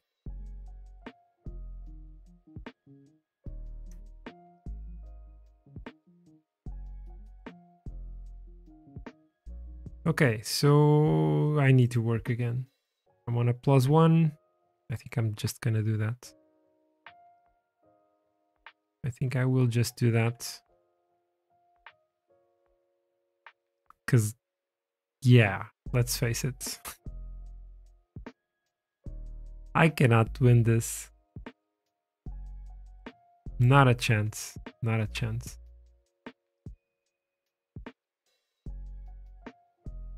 There's actually...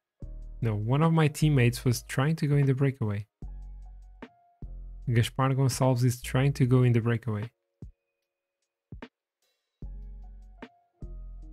Not sure if he's going to be allowed to do it.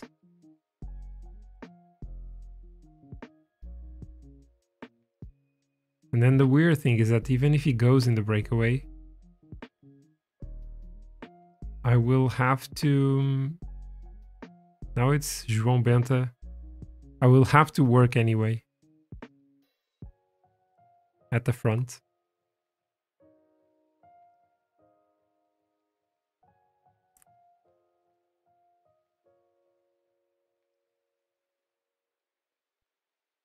Can I do my work now? Can I? Oh, come on. Just stop it. You're not going to be allowed to go. W52. Oh, they are letting them go now. Are they? Okay, let's keep the pace at 55 then. For Zachary Silva to collect his experience points.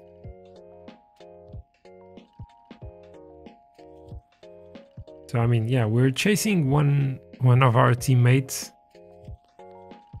but at least it's easily, not like they did to me in a stage earlier today.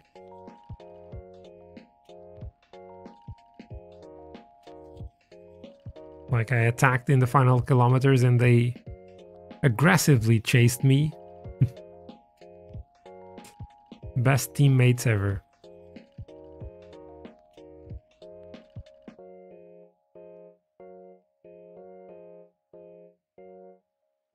Oh guys, come on.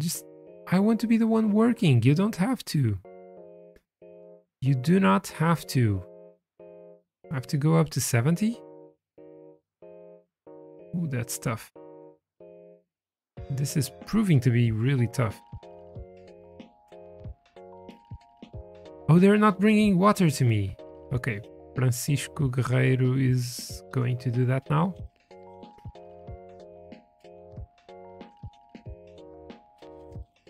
Yeah, I have to go at 75.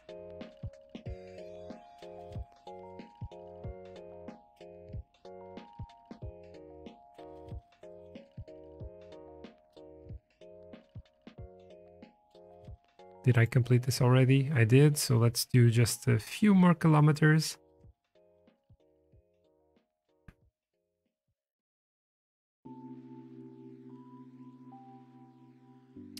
And actually, now that I completed this, let's test the surprise opponents thing. So I do this and I attack and they don't react.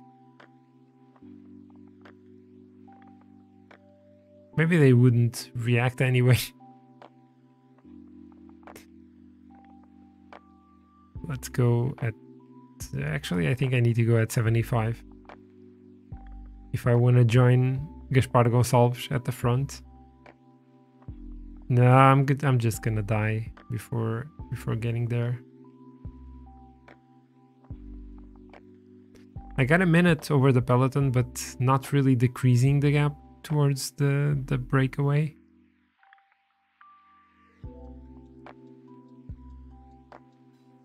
Let's lower this to 65. Maybe try to get to the top of the climb and then recover some energy. Ah, this is... no. Nope. Yeah, just got caught. I just got caught.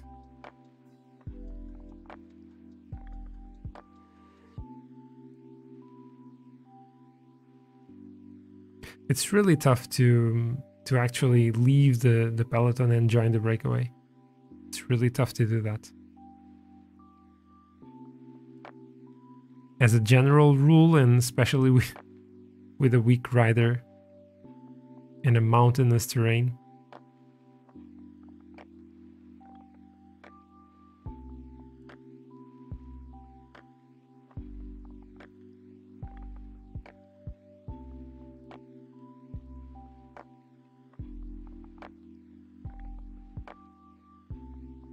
Let's try to stay with the peloton for a bit longer. But knowing that there's really nothing I can do.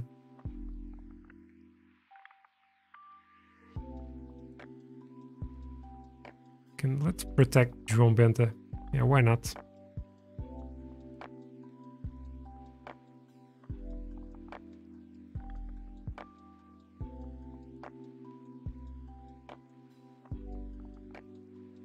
Or actually, let's protect Tiago Antunes instead. I'm protecting you.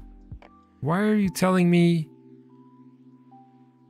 not to leave you out exposed to the wind? Oh, these guys. And now you're going to the back of the peloton. Like, move to the front. Move to the front. Please. Can you do that? How hard is it? The tempo is really strong. They're pacing really hard here, going above 50 kilometers per hour, like to around 55 at some point. Really closing that gap to the breakaway. Okay, penultimate climb. And this is where my work will finish. Let's use the energy gel.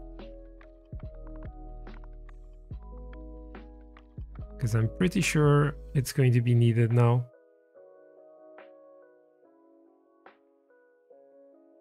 Yeah, we're done. We are done. I protected Tiago Antunes for as long as I could, but he's also done for today. Downhill, going with José Gonçalves. Oh, let's catch his wheel.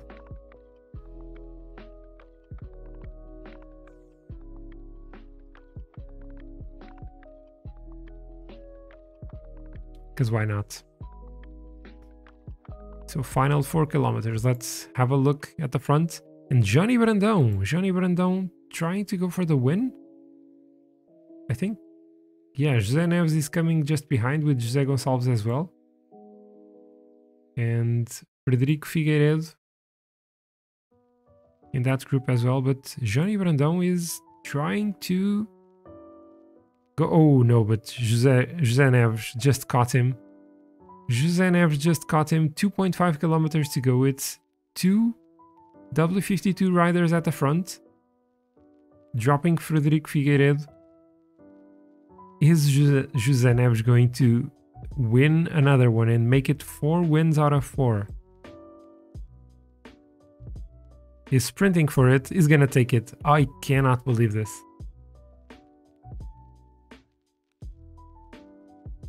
The guy is winning all 4 stages in this stage race. Beast mode. That is beast mode. Unreal. Unfreaking real. We finished 63rd in the stage. João Benta actually did better than Tiago Antunes. Maybe I should have protected him instead. Okay, results. We actually finished this right on time.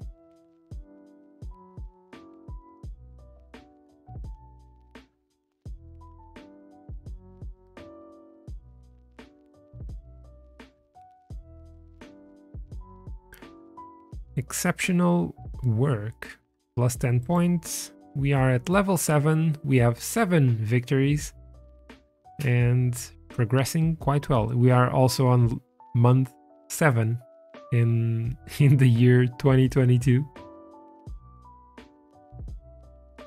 So it was a positive one. It was a good one. Let's check training objectives. So for the next one, we are going to start with a chrono Christian Armstrong. Should be a quick one, and we should have a chance to challenge for the win. We then have a classic in a one-day race in Turkey, and then Volta Portugal. I hope I can do all of these. And then, as I said, we'll have one final stream to finish the season. I think we can do this. I think we can do this. And we'll have the Tour de France in the meantime. There aren't usually that many races in this period, so this should simulate quite quickly. And we should be able to complete the race fully. It's not one where I expect to win many races, many stages, but there are 2 time trials and I will try to take those and try to be the first yellow jersey in Volta a Portugal. So, thank you so much to everyone who was around today. I really appreciate it. To all those who chatted, to all those who lurked only as well. I always appreciate everyone's support. I will not be raiding anyone today because I need to stream. I need to finish the stream. There aren't, let's face it, there aren't many of us to go for the raid anyway, and I think it's always a bit cringy and lame to raid with like 1 or 2 people only. So yeah, I will skip the raid for today. Once more, thank you so much. I will be having a day off tomorrow. I will not be streaming tomorrow. I will be back on Friday with Pro Cycling, not with Pro Cycling Manager. I will be back on Friday with Motorsport Manager as I try to play, drive, race, or races in a single stream. Let's see if I can do that, and then that will finish off the week. So I hope you enjoyed the stream today. I hope you had a great time. As usual, stay safe, stay positive. I will see you next time. Goodbye, guys.